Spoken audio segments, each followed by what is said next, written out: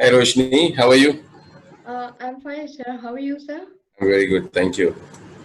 Welcome on board, sir. Thank you. And I welcome all the audience, everyone who is here, the participants here.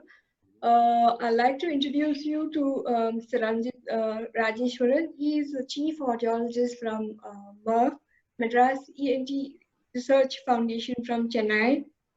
And he's the top uh, pioneer in cochlear implants. He has experience in cochlear implants for 23 years. He gives a lot of. He's going to give us a lot of inputs on cochlear implants for Medel.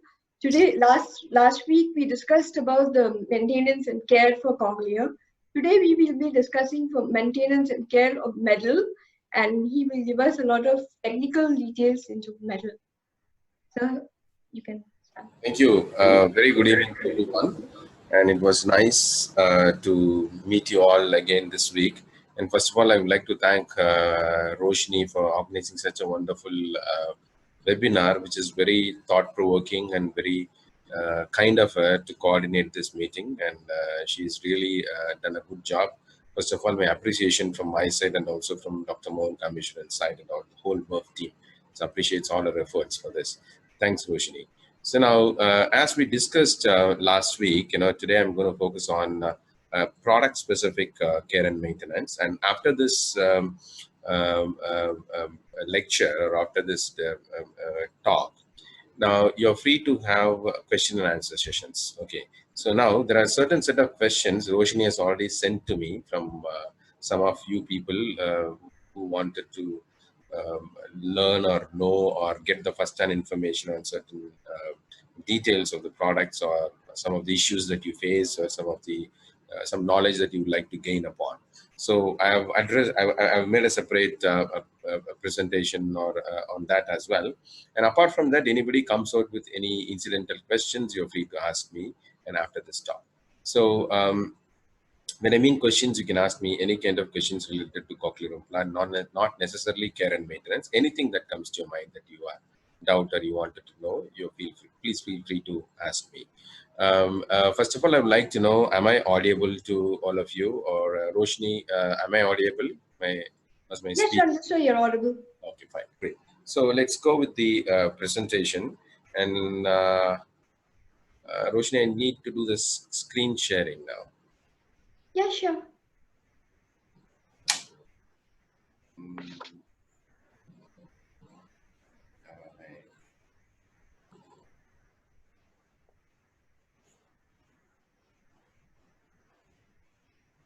Okay.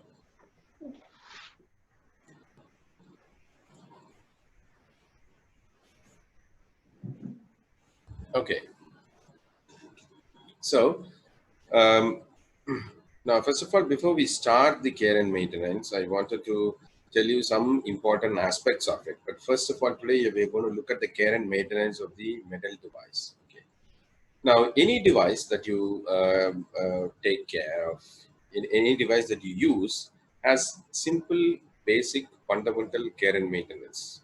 That is, which is irrespective of whatever device you use, whether it's advanced bionic device, cochlear device, or Medel device.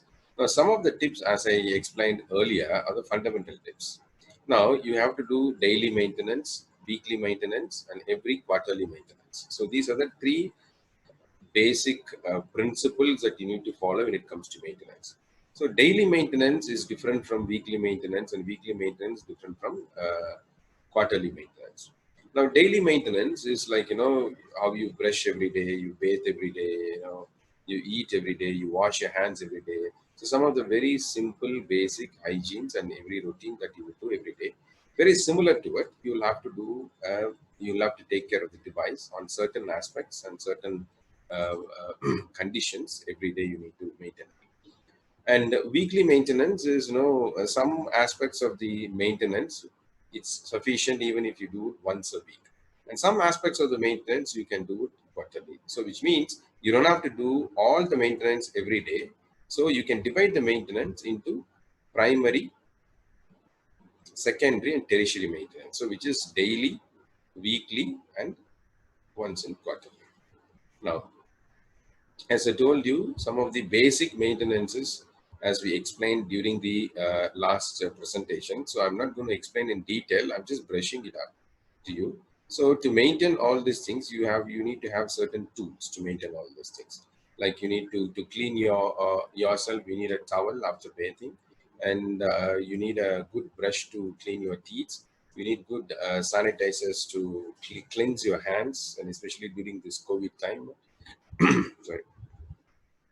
And you need a very good bed and a clean bedspread for you to rest yourself very well. So these are some of the basic tools that we use for cleaning, uh, taking care of yourself every day. Right? So similarly, if you look at the Medel device, the Medel device is different from cochlear device in certain aspects, but in general, all the cochlear implants have have a similar function. They all have a similar function, and some of the major components are quite similar to all the companies. There is not much of a difference. For example, if you look at any sound processor, okay, now the sound processor can be classified based on the technology or the design, right? So what do you mean by technology and the design? Okay, now let me tell you about what how can you classify based on the design. You can classify based on the design. There are two types of processors that you would see nowadays. One is behind the ear processor, what you see in this picture here, right? The recently you have this off-the-ear processors. The Cochlear and the Medel, both the companies have off-the-ear processor, which means you don't need to wear anything behind the ear.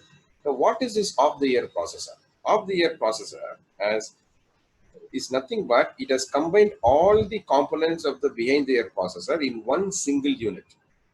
Okay, so it is either you can call it as an off-the-ear processor or a single unit processor. So the terminology of the ear processor and the single unit processor means same. So there's no difference. One company might use it as single unit processor.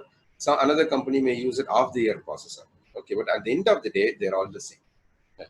So it is either the off the ear or single unit processor, and you have the behind the ear processor. Okay. Earlier, we also had body level processors, right? So these are classifications based on the design. Now, what is the classification based on the technology? It's very simple. If you take a simple analogy of your mobile phones, right? Now, the technology what you have today is far advanced than the technology what you had 5 years ago in your mobile phones. And the technology is yet to come 5 years from now will be far ahead than the technology what we have today.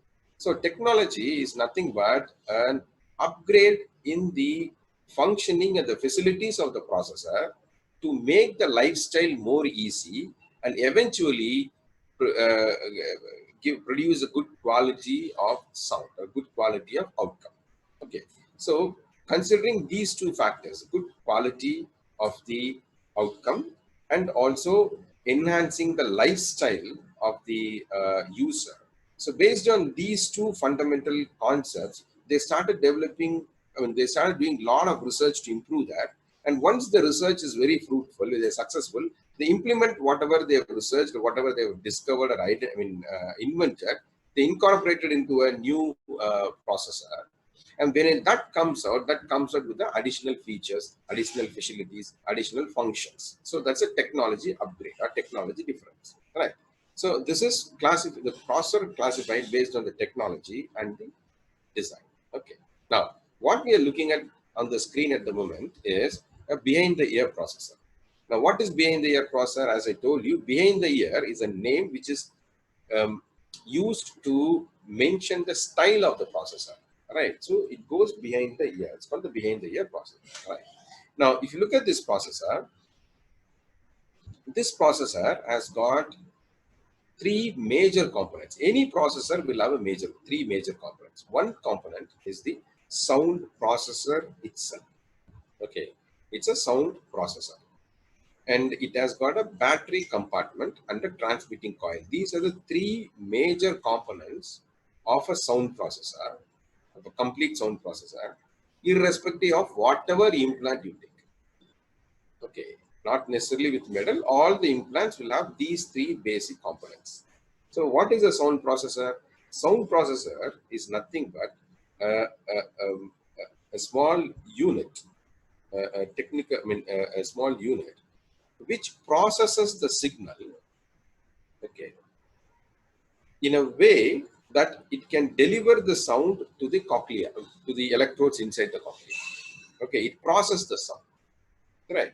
So that's a sound processor. So what is a simple analogy of a sound processor? A simple analogy of the sound processor, simple, is your mobile phone, right? Your mobile phone, what it does is mobile phone has got the function of the mobile phone, the primary function of the mobile phone. Nowadays, we use mobile phones for many other, for multiple functions, utilities. But what is the primary function of a mobile phone? The primary function of a mobile phone, or any phone for that matter, is to communicate between person A to person B, irrespective of the distance, wherever they are. Right. So this is the, excuse me, primary function of the mobile phone. Now, to accomplish this function, okay, what has it got? My mobile phone has got a microphone. So, if you see this mobile phone, what I have it with me, okay. Now, this mobile phone has a mic. This has got a mic. So, what does this mic do? Whatever I speak, this mic picks up the information. What does it do after it picking up? It picks up the information and converts that information into electrical signals. Right. Now, once this converts the information into electrical signals, there are a lot of chips inside, microprocessors inside. This microprocessor will process my speech, right? Will process my speech. After processing my speech, so it will send the information to a transmitter. Okay, your phone has an inbuilt transmitter, antenna. So if you look at the earlier phones will have a very external antenna. You can see antenna peeping out of your phone. You know, so now the latest mobile phone has got an internal inbuilt antenna. Okay, now what does this antenna do? This antenna will transmit this processed speech, okay, or my voice in the speech, into radio frequency waves. It transmits into codes into radio frequency waves, so that this information can fly in the air. It can navigate through the air. Okay. Now there is another antenna. There's an antenna in the receiver's side. So that antenna receives that information, codes that information back into electrical signals, and after it codes, it sends information to the speaker here. So this speaker will actually convert the electrical information into sound, so that you can hear what others say. So this is how the mobile phone works, right? Your cochlear implant is also very, very similar to the mobile phone. Not much of a difference, except for certain very delicate functions, right? Now, what are those functions? Number one, if you look at your speech sound processor, the sound processor has a microphone. Okay. Now, this microphone picks up the signals from the environment. This, after picking up the signal from the environment, it sends the information to the processor. So this is the sound processor. This is the entire sound processor unit. So this is the transmitting coil, sound processor, and the battery. Okay, and this is the cable that sends the information from the sound processor to the transmitting coil. Transmitting coil is nothing but the antenna. Right. Now, in the Medel device, there are two types of transmitting coil. One is called the D coil, and one is called the old one, the empty coil. Right. Now, this doesn't, it's not available at the moment. This has been stopped for a very long time ago, and this is the coil which is available. And this coil is very much suitable with this type of process. It's not a problem. So there is no difference between using this coil or this coil. Okay, you can use either of the coil. Okay? The advantage of this coil is little slimmer coil. All the processor which has been manufactured for the last 3 years or so has got this kind of coils. It doesn't have this kind of coil. Right. Okay. Now, coming back to the previous discussion. So this is a sound processor. This picks up information. This will process the sound. Now, this has got a challenge. What is the challenge in processing of sound in the cochlear implant processor and the processor inside the mobile phone? The difference is the processor in your mobile phone will process your speech, right? Now, the advantage of the processor the biggest advantage of using your mobile phone is the microphone is very close to your mouth, so very close to the lips. So the loudest sound that the microphone can pick up is your speech. It's not the environmental sound, right? But when you use a cochlear implant, the speaker may be somewhere 5 meters away, 10 meters away. In between, there could be lot of noises. The environment contains lot of noises. The function of the the sound processor is not only to convert the sound that comes, that's converted through the microphone. It's not only to process the information through the microphone that comes through the microphone. It also processes in such a way the speech sounds are given more priority than the other noises, so that the speech is understood very clearly. Okay, so this is one of the very unique function of the processor in your cochlear implant compared to the processors in your mobile phones. Okay, now every company have their own technique of processing speech. Okay, so I'm not trying to tell this company has got a better processing, B company has got another bit of better processing, C company has got the best processing. No, I'm not comparing which company is giving the better processing. Right? In my opinion, all the companies here are equally good and equally bad. There is no partiality. There is no the way of prioritizing things. Now, if you ask me what is the best, that's a different discussion. We will discuss it later if you have a question for that. But as of now, you understand this is the primary function of all the sound processors, and so as a Medel processor as well. Now, you see, this is a battery compartment. What is a battery compartment? For this processor to function, it needs power, it needs energy. So this supplies the power to the processor. Actual sound processor is only this. So every time when you talk about sound processor, everybody thinks or everybody assumes everybody has been educated themselves or by somebody that the whole thing is a sound processor. No, the whole thing is not the sound processor.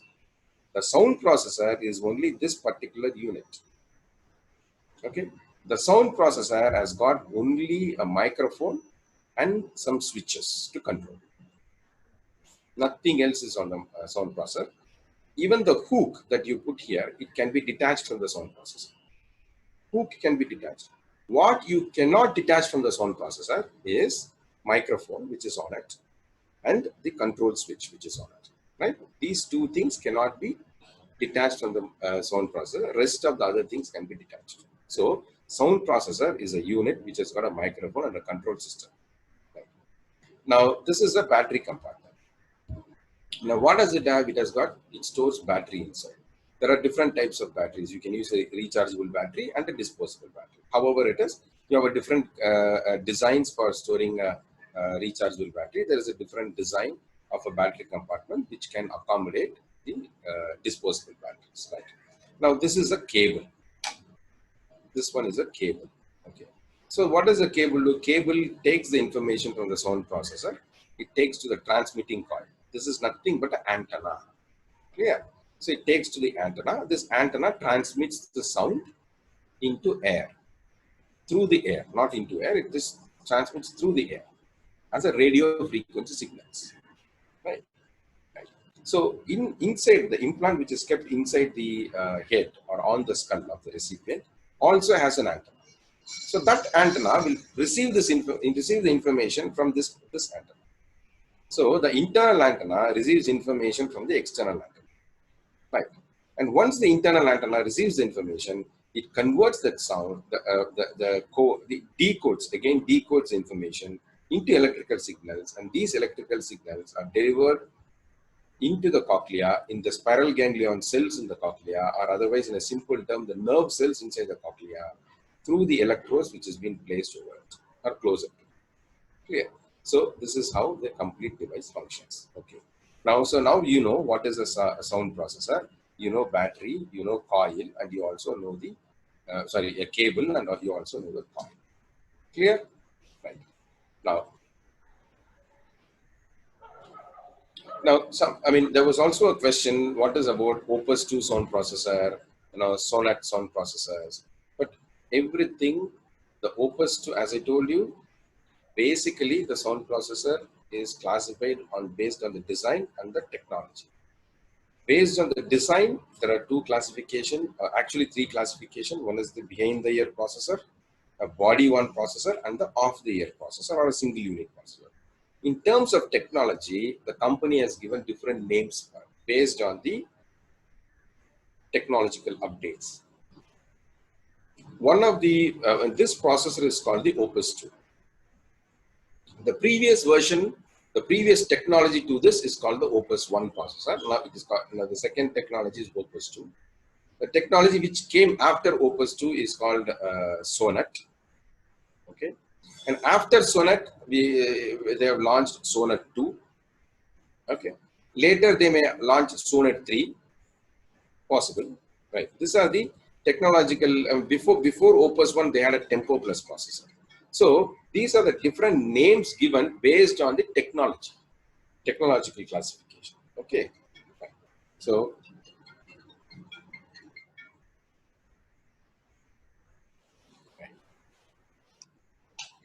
now this is a fine tuner. All the Medel sound processors works very well with a sound tuner, which means sound tuner is available for all the Medel processors. Right? Now, that is except Tempo Plus processor, which is not in the market anymore. The Tempo Plus processors were phased out some 8-9 years ago. So it is not available in the market. So let's not discuss about that now. So except the Tempo Plus processors, all the processors has the remote. Okay. Now, in Medel, they call it as a fine tuner. Fine tuner and the remote are the same. Okay. Now, now, if you look at the fine tuner of Medel, the fine tuner of Medel is very simple, sleek, and very user friendly. It doesn't have much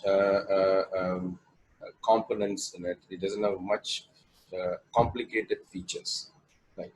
Now, I wanted to share this information just based on my own experience for the last 23 years working with all the companies and with different kinds of people. Okay.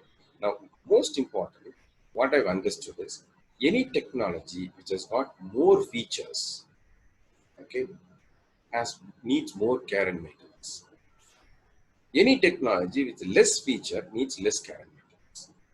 Okay, this is the general rule for any technology. Right. Now, for example, now this fine tuner has a simple battery that you can buy it from the market, a sleek battery. The cost of the battery, I think it would not cost more than 200 rupees or something. If you use that battery, this processor will work perfectly at least for a period of 2.5 to 3 years. Okay. So when I mean maintenance, the maintenance includes not only taking care of the machine, the maintenance also includes how much money you spend to maintain it, overheads. Okay. And if you look at this design, this does not have any display screen in it. It does not have any display screen in it. So what happens when you have a display screen, it makes the processor, I mean the remote or a fine tuner even more complicated, right? So for example, in case if there is a problem in the screen, a digital screen, okay, or LCD display, then you may have to change the whole fine tune. You may have to change the whole remote. That's going to cost more. Right. So instead, what they have done is they have made a very simple design, okay, which makes the maintenance much more easier. Now, another beauty of the fine tuner of Medel is they have a single fine tuner. They don't have different types of fine tuners. They have one single fine tuner which is compatible with all the sound processors of their product. Say, for example, you're using an Opus 1 processor. Right. And tomorrow you wanted to buy a Opus 2 processor. So in that case, you don't have to buy the remote. You can only choose what you want to buy and you can reduce the cost of the processor. You don't have to buy the whole kit. So you buy only the processor because you can use the same old remote of Opus 1, which is compatible with Opus 2. So you don't have to buy it. So this is again a very important thing, what we call it as a reverse compatibility and forward compatibility. Okay, so that is possible. Now this is a fine tuner. Now what has the fine tuner has got in this? Now, sorry, this fine tuner has volume switch. So this is the volume switch. You see, you can increase and decrease the volume. It also has microphone sensitivity control. So whether to increase the sensitivity of the mic and decrease the sensitivity of the mic, is got a microphone sensitivity control. It also has got 4 program locations. So you have where you store store the maps. Most of the audiologists will tell you use P1, P2, P3, P4, or program 1, program 2, program 3, program 4. So it also has 4 programs. This is 1, 2, 3, and 4. Okay. Now how is it represented? This, when you press this switch, okay, this is in program 1. When you see 2 dots, it is program 2, program 3, program 4. Right. And it also has the, the, the telecoil selection keys. Okay. Now you can telecoil is nothing but is a kind of an assistive listening device. So which means it can pair with your telephone, or it can also pair with your neck loop system for better understanding of speech when the teacher is teaching from a far distance. And if you have a neck loop system or if any kind of assistive listening devices, it can pair it. Okay. So this is an accessory that you can buy it extra, and it is not very expensive. So you can use any kind of assistive listening devices when you use Medel. Not necessarily you have to buy it from assistive listening devices which the company is selling. You can also buy the assistive listening devices from the local market, which would cost you 3,000 rupees or 4,000 rupees. That's all. You can use the same thing. It can pair it with it. So which means again the maintenance is less because you don't have to depend upon what the company is giving, and the Medel devices is compatible with anything available in the market, which is very useful.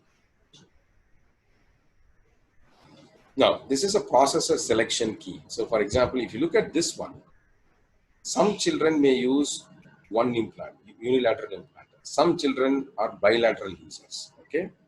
Now you can control both the processors with a single remote. You don't need 2 remotes.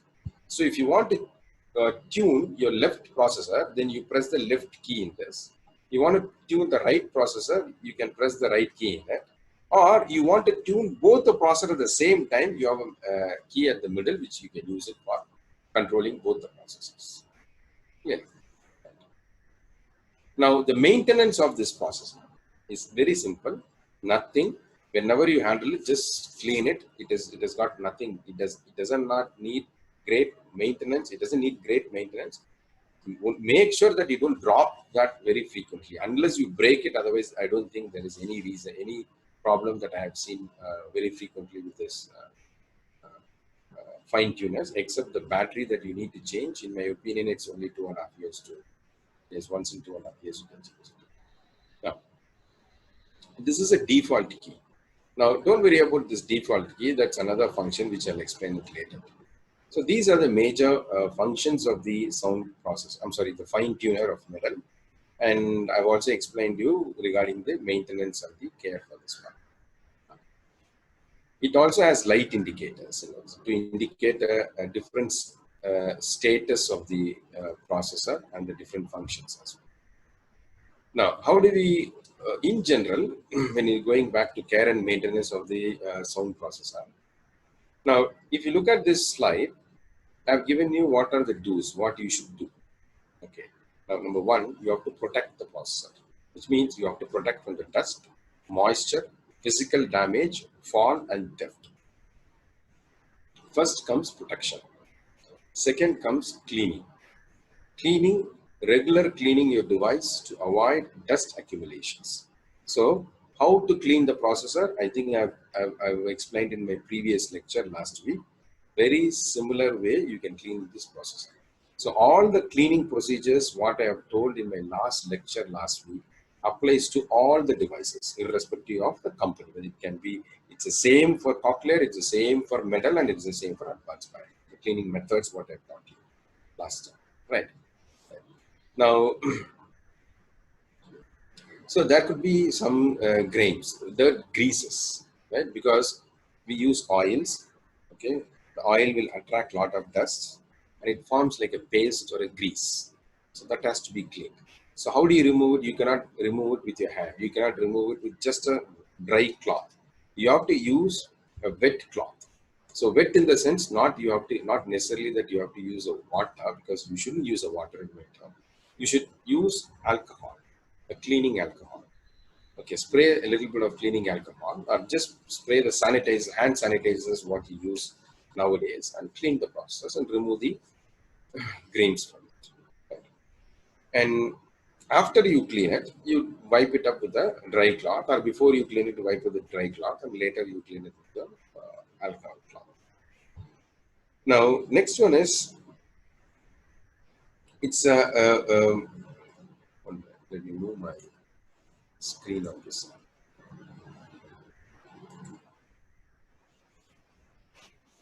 Right.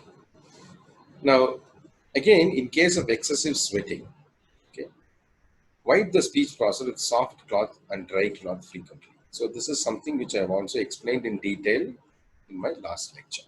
So because we live in India, Indians are prone to sweat a lot because it's a very hot and humid temperature in most of the parts of India, except a few places in North India.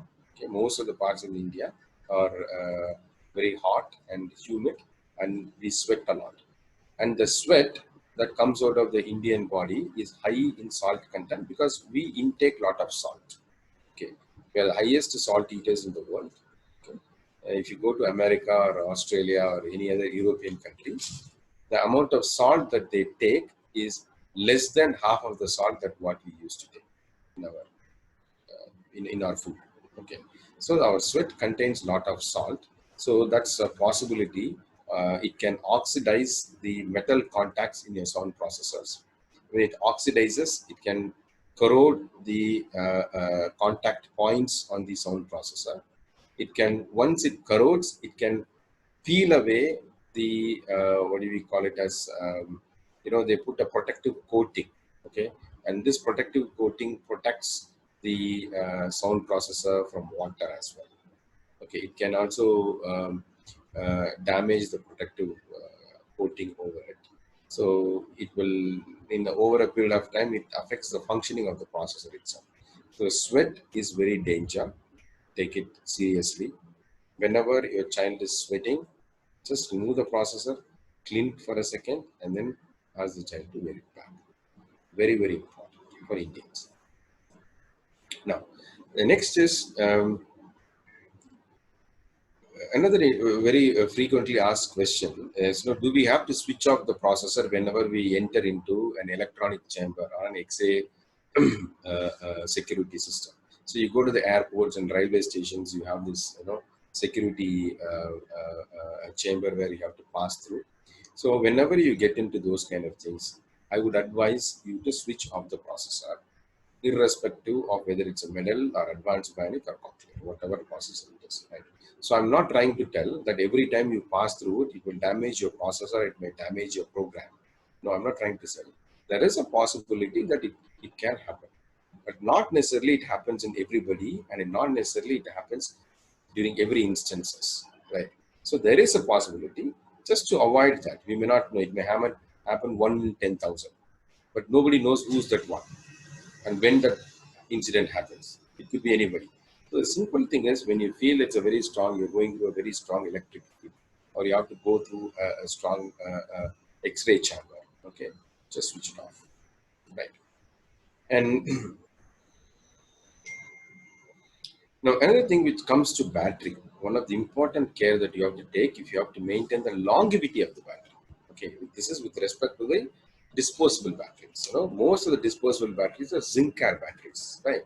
If you look at the zinc car batteries, on top of the zinc car batteries, you will see 3 or 4 small holes on it. Okay, the zinc car battery is a disposable battery. When I mean disposable battery, it's a button battery, small button batteries, right? On top of it, you will have small 3 or 4 or 2 small pores on it. Okay, that allows the battery to have a contact with air. Clear? Now, when it contacts with the air, the battery starts functioning.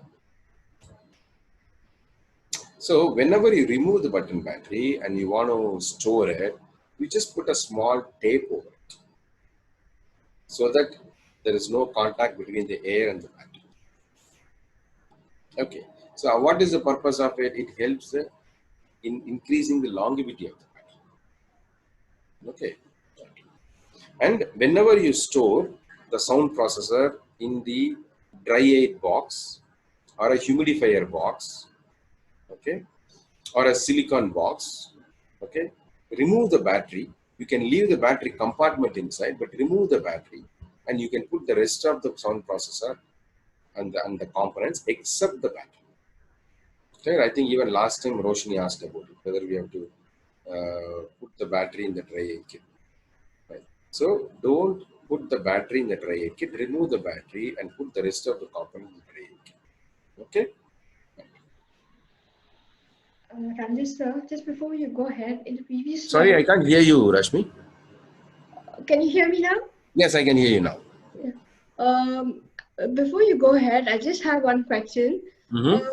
As you explained that batteries have to be removed, and when we keep the processor in the dry box or a dry kit, but basically when we keep the processor in the dry kit, it is basically to remove the sweat.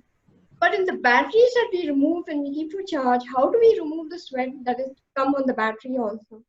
You just wipe it out. Any sweat, you just wipe it out. No, no. When you put the processor in the dry aid box, it is not to remove the sweat. It is to Okay. remove the moisture. Okay. Moisture is different from sweat. Sweat, you can wipe it off. Okay, the moisture that forms in the device, you don't know, it can form anywhere in your processor, anywhere in the device. It's just to remove the moisture. Okay, so Okay. when the moisture is removed, the entire system becomes dry. When there is moisture, moisture can give rise to lot of problems. Right. Right. So just to remove the moisture only, use dehumidifier. It is not to remove the sweat. Clear. So remove the battery, wipe it, and then put it and store it. You don't have to put the battery in the dry kit. Okay. Okay. So next is, how do we protect the system? Now, protection from moisture. This is what exactly what we're going to discuss now. So regularly use the dehumidifier kit whenever the audio processor is not in use. Okay. So some people use the dehumidifier only at night when the child goes to bed. Okay.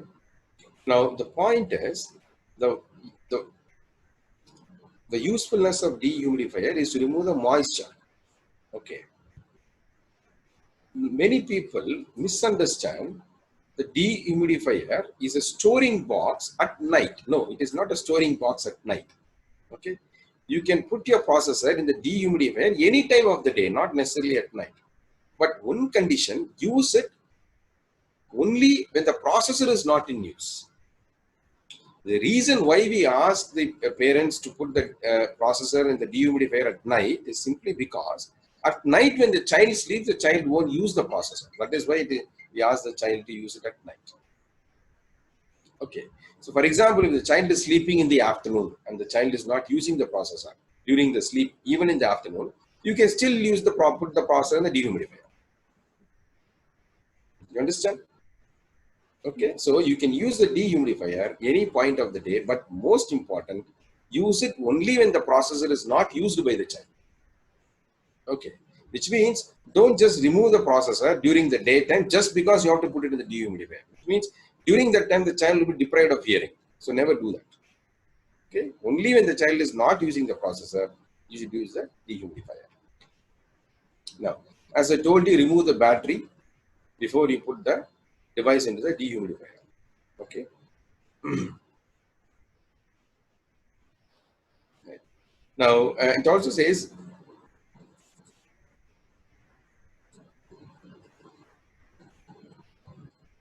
right. So now, next is remember to use silica gel as per manufacturer specifications.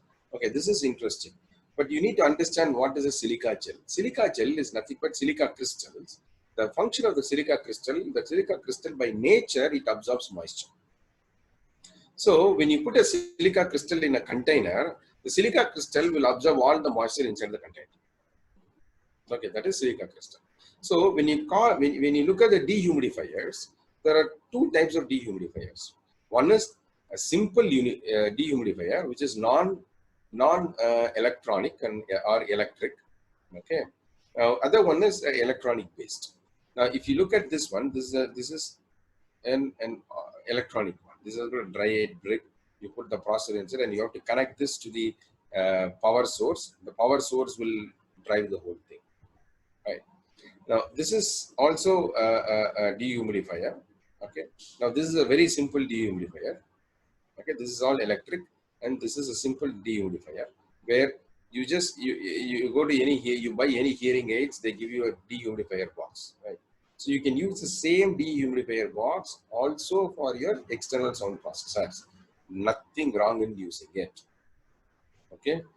Because the only advantage is when you buy these kind of dehumidifier boxes, they are definitely cheaper compared to these kind of boxes. Okay, and they are not dependent on electricity. They are dependent on electricity. These are not dependent on electricity. Okay, so in case if this conks off, then you have to again buy another one because of any power fluctuation or something. It goes up, or you drop it. The internal components broke. Again, you have to buy a new one. Again, the expenses are higher. Okay. So instead, if you choose this one, it's low on maintenance. Clear?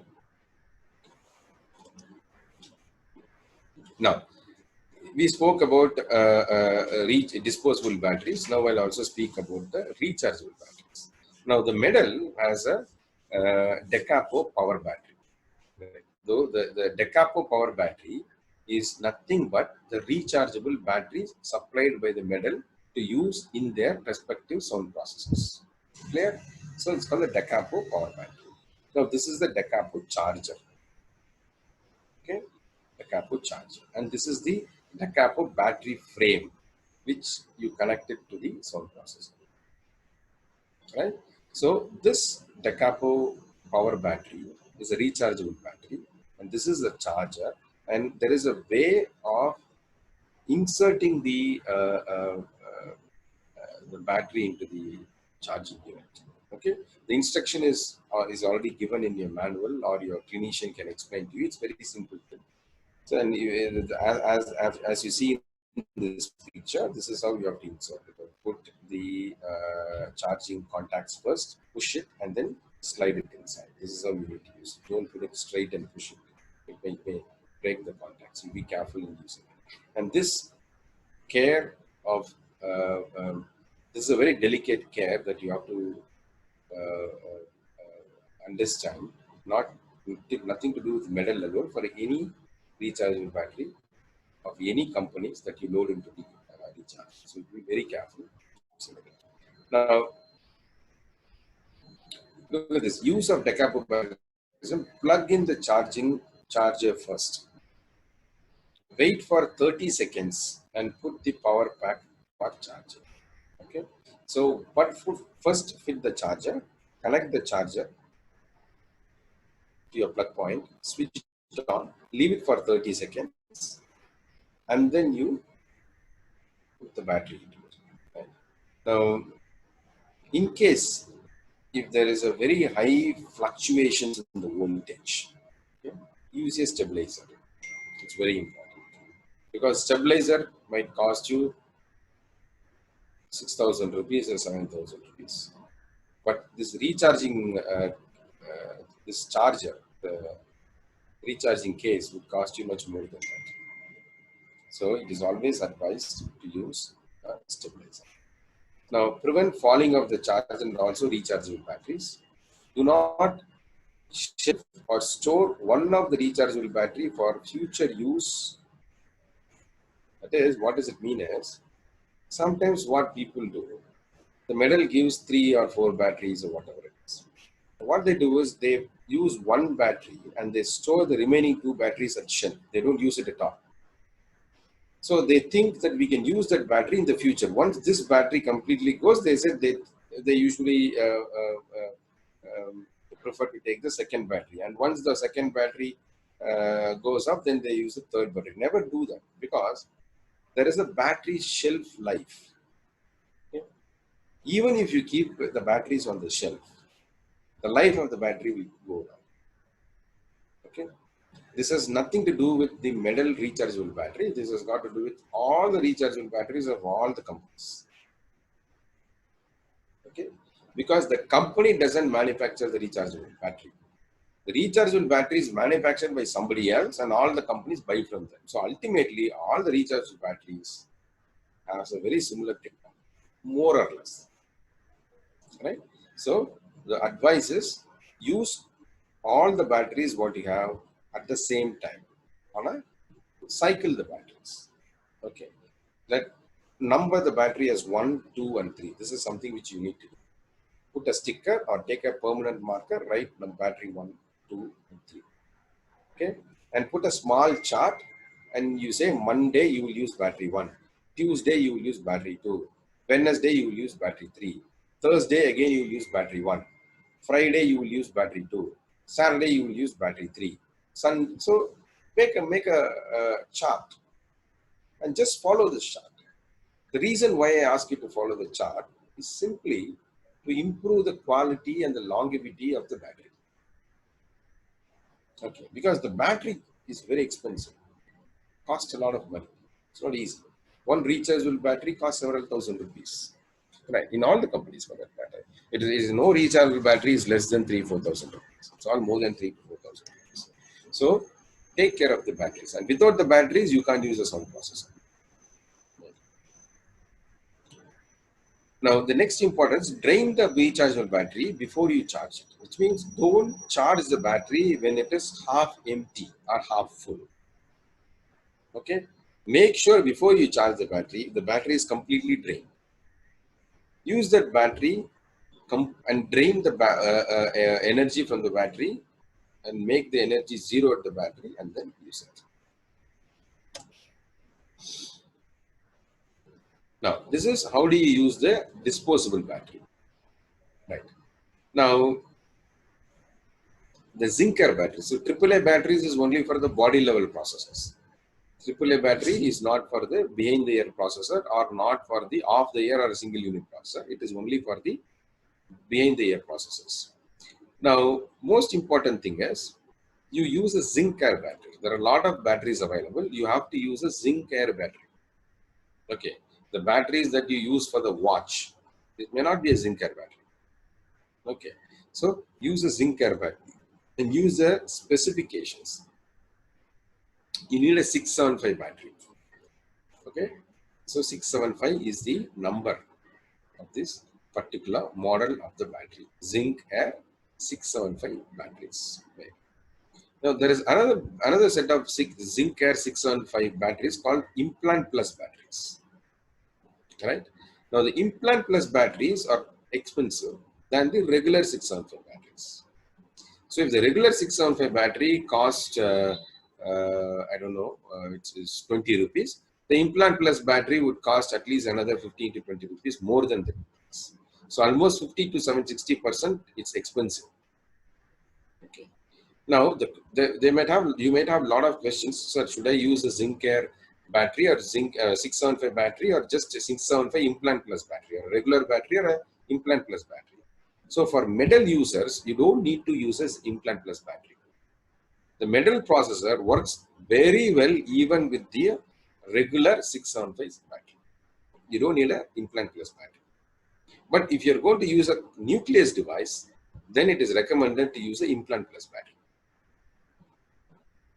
Okay, so this is the difference. And the reason why I have to highlight on this is, anybody who is using the Medel processor, you can use a regular 675 battery, which is available in all the hearing aid stores.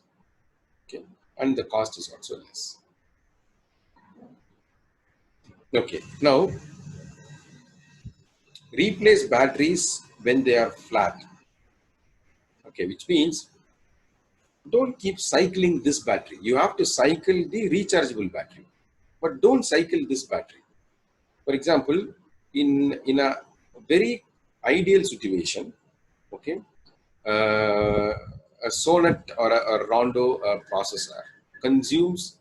Okay, now that means if you use 3 batteries, if you use 3 fresh 675 batteries in Opus 2 processor, what is the longevity? It can last anywhere between 3 to 5 days. Okay, if the environment is little noisy, okay, especially in the school or sports or anything, or if the device consumes more battery due to some other reasons, the battery performance may go down. It may go from between 1 to 2 days or 1 to 3 days. Otherwise, in general, if you put 3 batteries, what we have observed from our patients, it lasts up to 2.5 to more than 2.5 days. If you take these batteries to Europe, if a European is using it, the battery will last longer. The reason why it lasts longer is simply because of many factors. One of the factor is the ambient noise in their environment is very less. In India, the ambient noise is very high. Okay, so more the noise in the environment, more battery is consumed, because every sound goes into the processor and the processor has to convert every sound into current. So it draws the current from the battery. Okay, this is the analogy. Right. Now, what are the do's and don'ts? Okay. Now, do's and don'ts are very simple. As I told you, even in my last thing, you have to take care of the cable. So we spoke about battery and other things. Now look at the cable. Okay, this is very important. This is something which is quite often replaced by any implant, especially when they are kids. Okay, how to take care of this thing? Number one, avoid jamming. Handle it very carefully. Okay, handle it very carefully.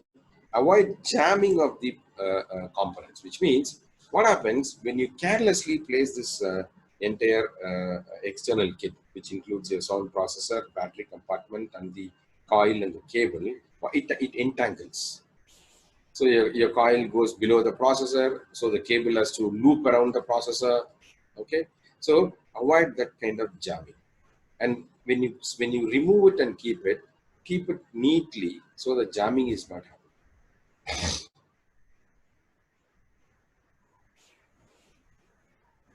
Okay, and once in a week, remove all the components. Remove all the components and clean all the components. So daily care, I've told you even last week. So every week you remove all the components and clean them. So how do you clean them? You use a cloth, you use a brush, okay, or you use a blower, air blower, to remove the dust. Okay, these are the 3 basic tools you use. Okay, don't use water. Use alcohol or cleaning spirit or hand sanitizer. Don't use soap waters. Okay, right. Avoid very strong magnetic and electric field. For example, refrigerator, iron boxes, televisions, and other electronic items. Okay. Now, what does it mean? Does it mean that you're not supposed to go near the television, near the refrigerator, or any other thing? No. Now, what it means is, now these are some of the common sources of radiation. Right. Now, not necessarily it will affect your processors. Okay. Now, here I would like to underline a strong magnetic or electric field. Right. So, the televisions what we have today or refrigerators what we have today do not have strong magnetic or electric fields. Okay. Now, but however, I'm not saying that you shouldn't allow the children close to it, just monitor them. Okay. Sometimes the children go very close to the television. I've always seen some kids standing very close to the television, watching television just like this, put their heads very close to it. And in a very well-maintained, good television, nothing happens. So, for example, if you use some cheap televisions where it has got a lot of radiation, it might affect, but not necessarily. It definitely affects. Avoid breakage of coil cable. Okay, now that's very important. Now, carefully handle and avoid, dangling of the coil cable with the coil. So, what you need to do is you should now be very careful when you remove the cable or when you place the store the processor. Okay, make sure the cables are not twisted. When the cables are twisted, then the longevity of the cable is less. If they're twisted and untwisted, okay. Now, and don't hold the processor like this. See what happens. Look at this picture. What happens when you hold a processor this way and the coil, when you hang the coil from it, it puts a lot of stress at this point. The connection between the coil and the sound processor, it exerts a lot of stress on the coil, and this part of the coil may tear or worn out so very quickly. So never hold it like this. You always hold it like this. Okay, or place it on a table so that there is no stress either here or no stress either here. Okay, you should never hold the processor just by holding the transmitting coil or just holding the processor. You should hold both the transmitting coil and the processor. Clear?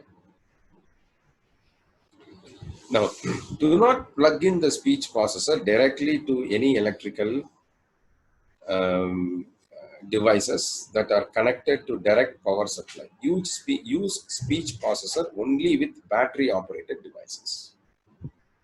Okay.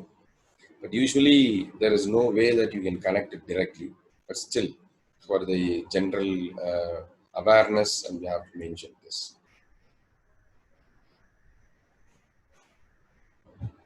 Now, what are the guidelines? Okay, general guidelines.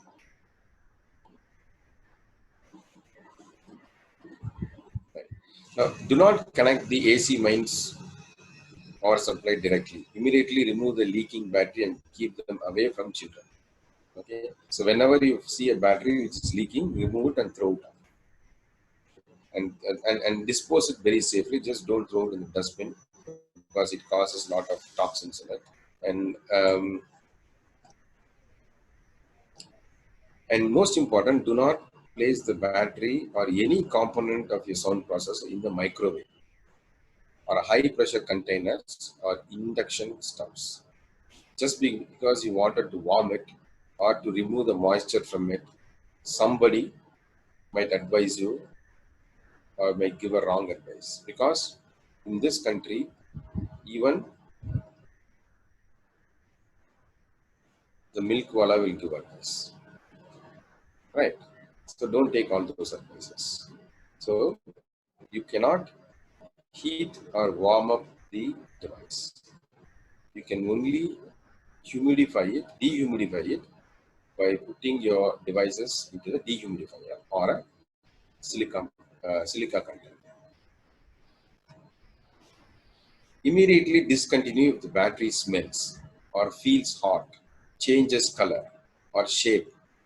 Okay, so these are the conditions. So when the battery smells bad, when the battery changes its color or the battery is bulging, okay, and you will have to replace it.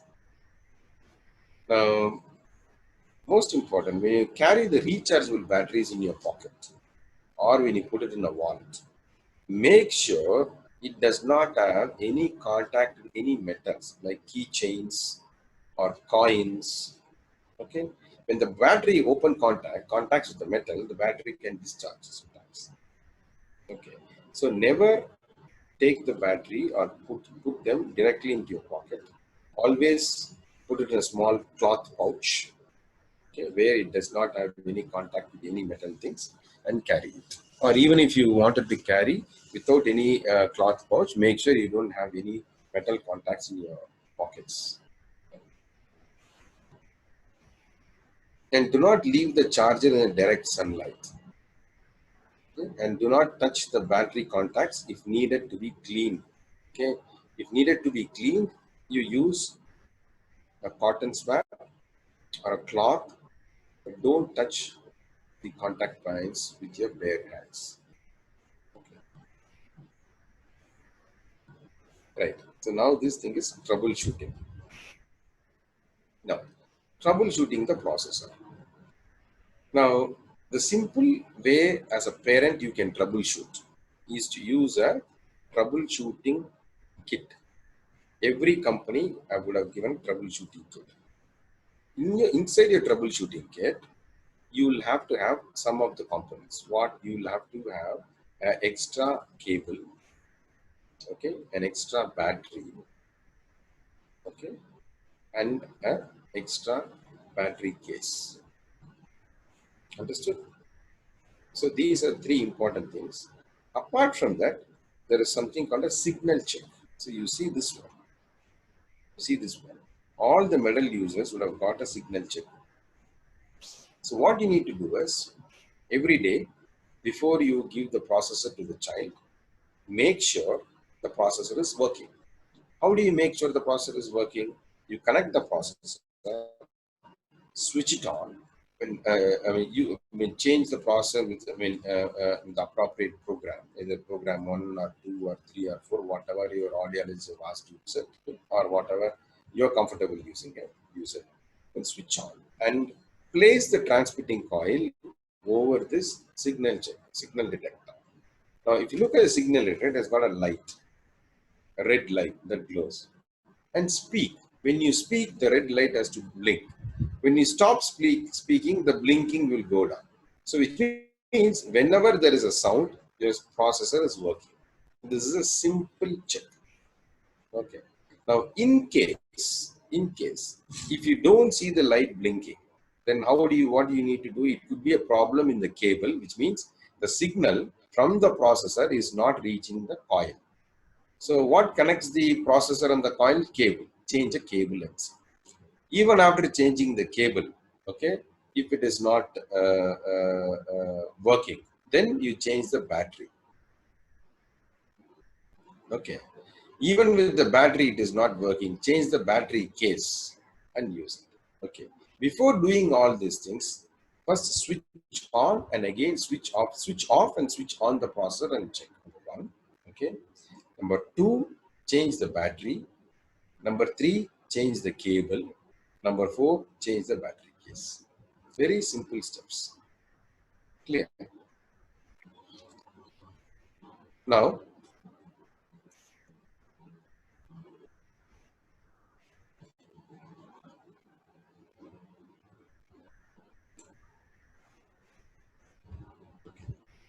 this is a quick troubleshooting kit. Now, when you don't see a light, switch on, switch off the processor, check for the physical damages.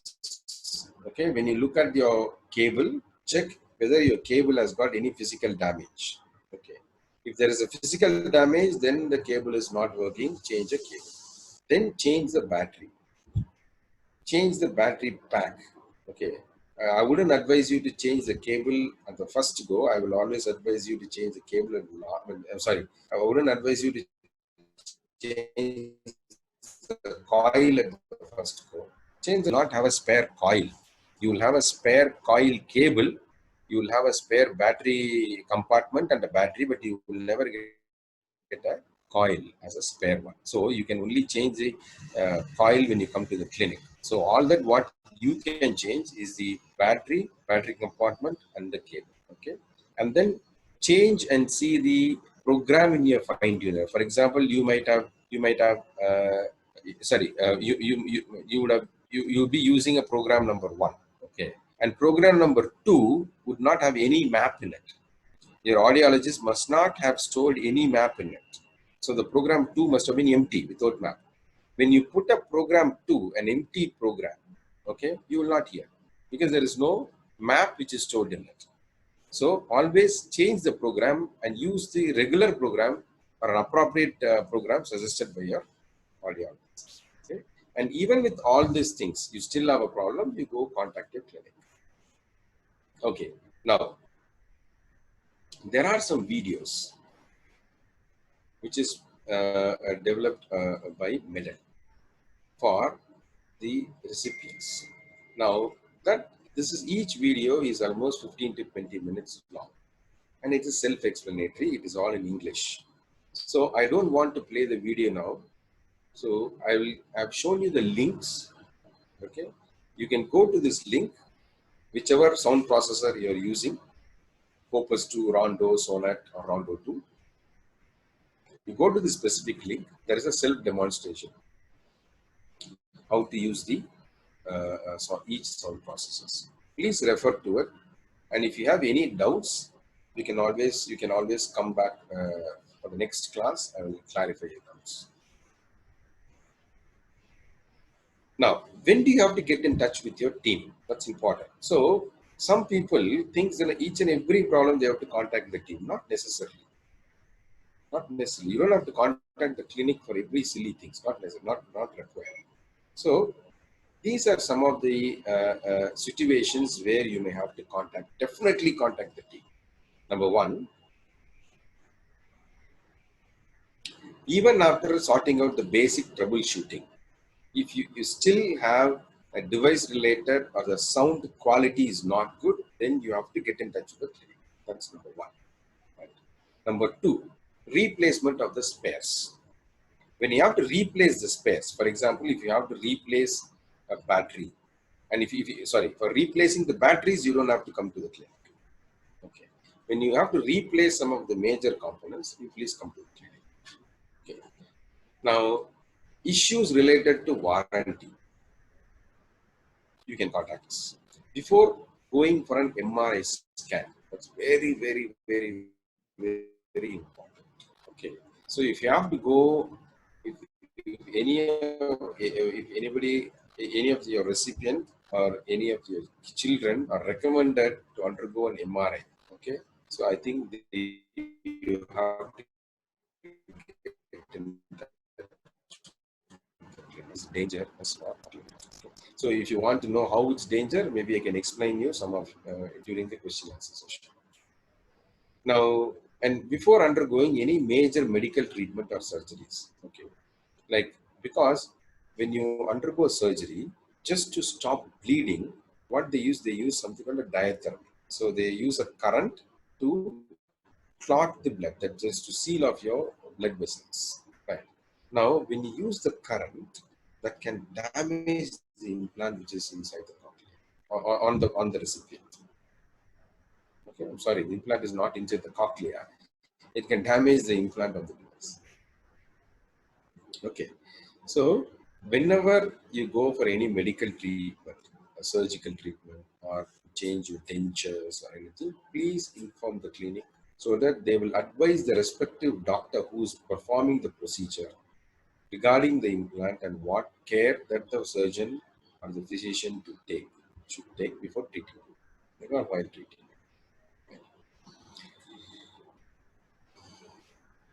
Now, in an unfortunate event of demise of a CI user, okay, this has happened. Some of our recipients, unfortunately, have died due to some other reasons.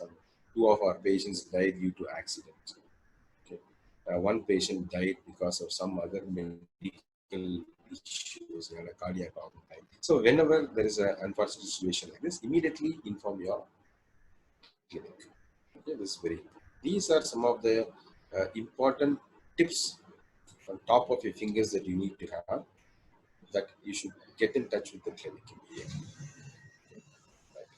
Now, this is all I've got about care and maintenance of the Medel device. Okay, because I didn't explain in detail about how to clean it, because I've explained the same in the last video in detail how to clean those processors, and that holds good for any processor you use. So I'm not going to waste much time on it, both for you and for me.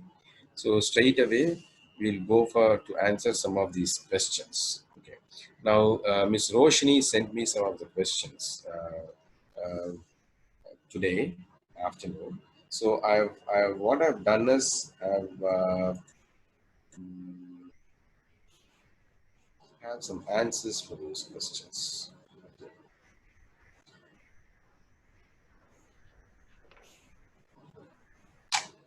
Okay. The first question, what I received from one of the parent. Roshni, do you want to say anything now, or?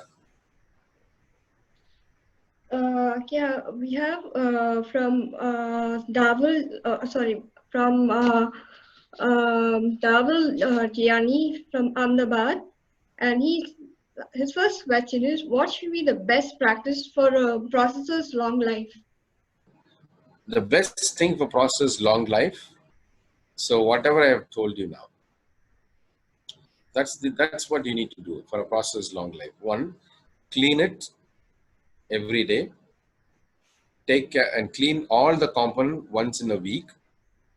Okay, and every quarterly, what you have to do is just I mean, when I mean all components, you clean the cable, you clean the coil, you clean the sound processor, you clean the battery compartment. So every quarterly, do a detailed troubleshooting check of everything. Make sure if it is working properly. Okay. So, and don't drop the processor. Always handle it with care.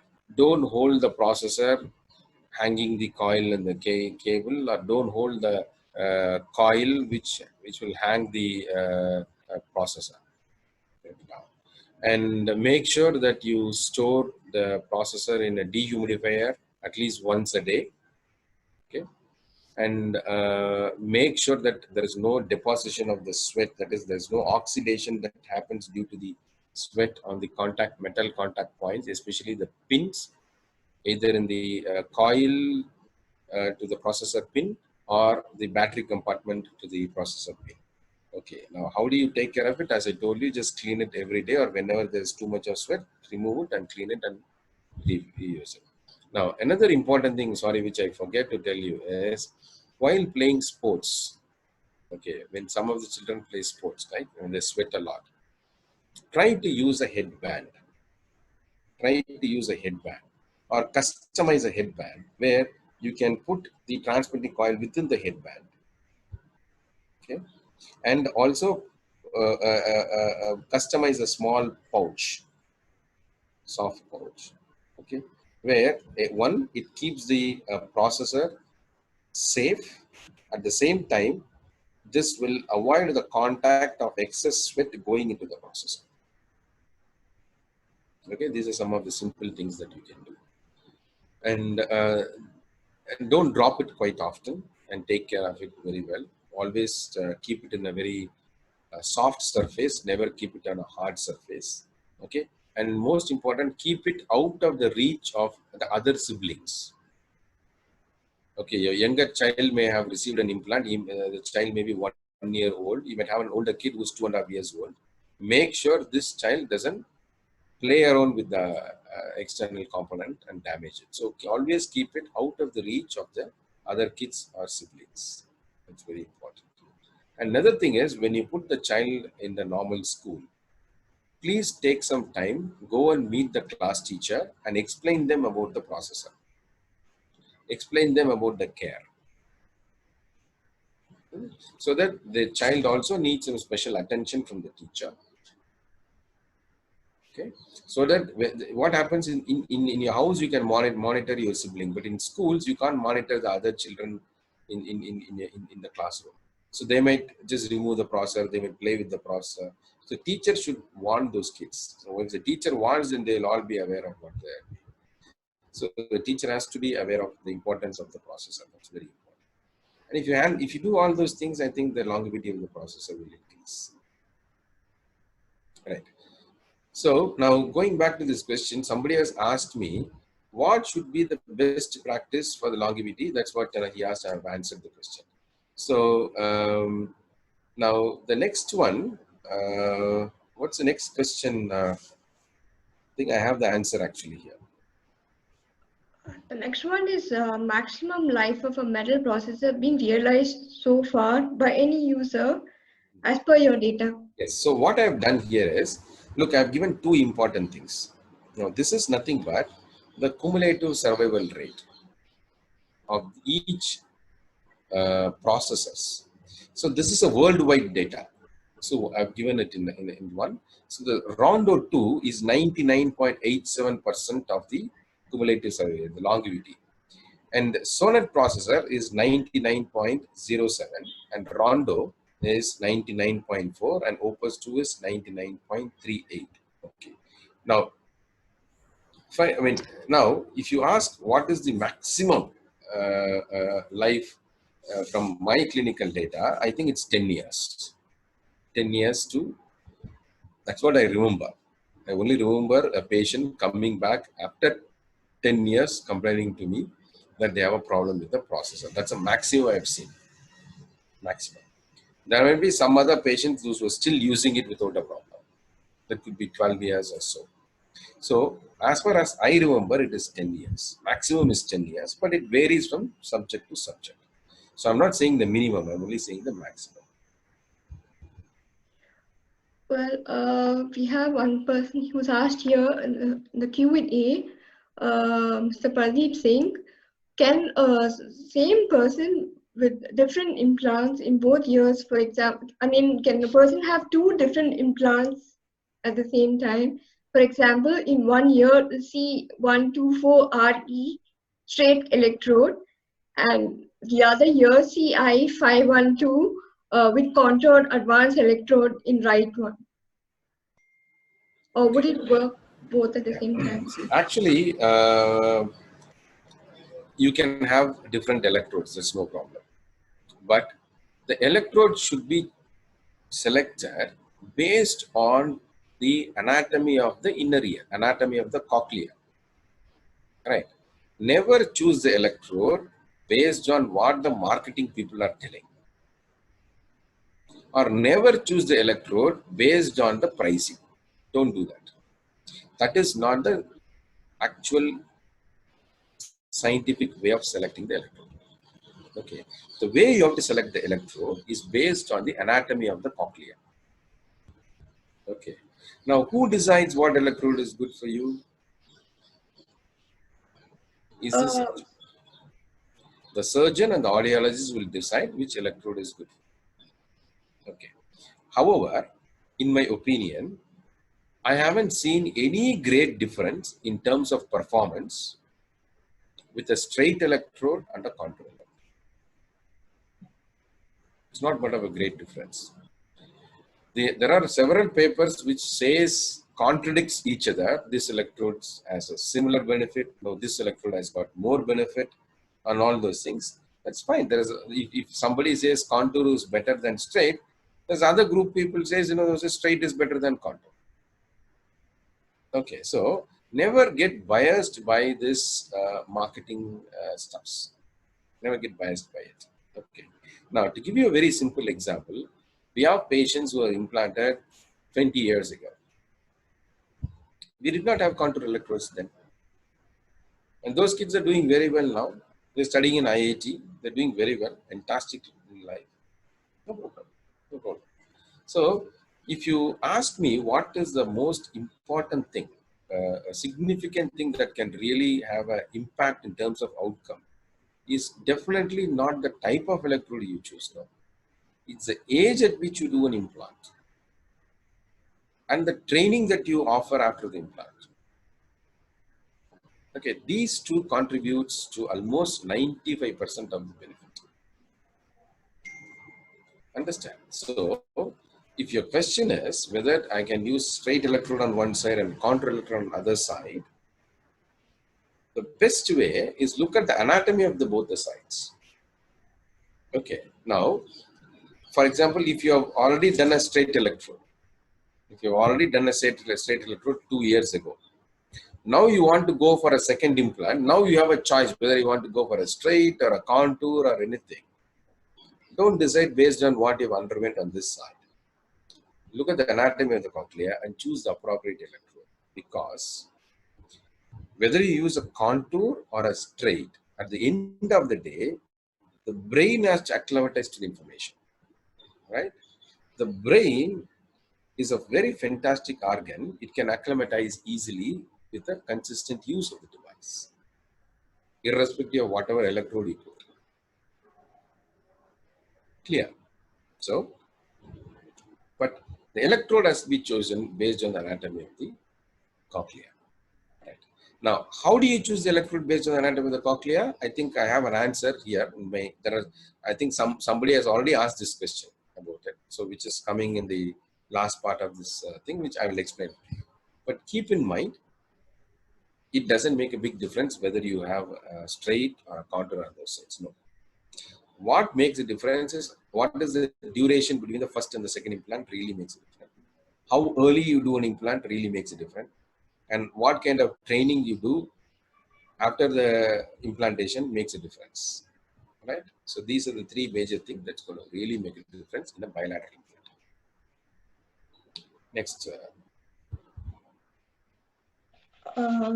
What would be the difference between Cochlear and metal when it comes to the electrode array? Okay. Now, what I will do is keep this. I'll reserve this question. Okay. So I remember, I think Roshini, you have asked me about different types of electrodes and those things, right? I have an answer for this. Can you see? Can you see my screen? Yeah, sure. Roshni, can you see my screen? The different implants I have displayed here. Yes, absolutely. I can see your screen.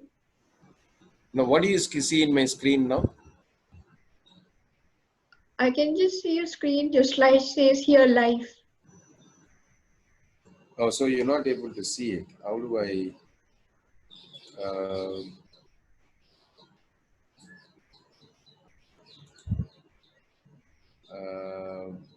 wait a minute. Can you see now? What do you see on my screen here? I'm still seeing the same slide here live. I think let me go and stop sharing.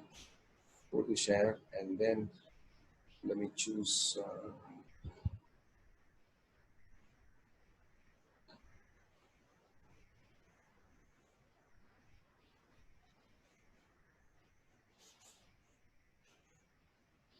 Can you see something now? Yeah, I can see synchrony, vibrant, and Yes. So yes. So in this, I've actually yeah. Okay. Now this is something which talks about different electrodes actually. Okay. So what I will do is I will explain the difference between the Medel electrodes between the Medel and the cochlear little later when I come to this point of this thing. Okay. So that I can address all the questions together. Right? So I'll take the next question. I think somebody has asked about. Okay, this is what maybe you didn't see this, and this is the CSR rate. This is the cumulative survival rate of all the sound processes. Okay, from my experience, it is 10 years. I've highlighted here, it's 10 years. Now, the next question I think you've answered. Okay, now there was a question how to improve speech of CA recipient, right? There was a question. Okay, now this is very interesting question because to improve the speech, number one, the child has to undergo a very intensive training. The training includes focus on listening, okay, understanding, and speech. Two things: audition, auditory skills, comprehension skills, cognitive skills, and the speech skills. Okay, speech is a component of this communication mechanism. To speak properly, you need to hear properly. Only if you hear properly, then you will be able to listen properly. Only if you listen properly, you will understand properly. Only if you understand things properly, you will be able to come out with an answer properly. If you don't understand the question, you will not give a correct answer. Okay. So only if you have after you have formed the right answer, you have to express the answer. So how will you express the answer? How will you express your intention or thoughts? Through speech. Clear. So this is the cycle. If you have to improve the speech, you have to improve all those things.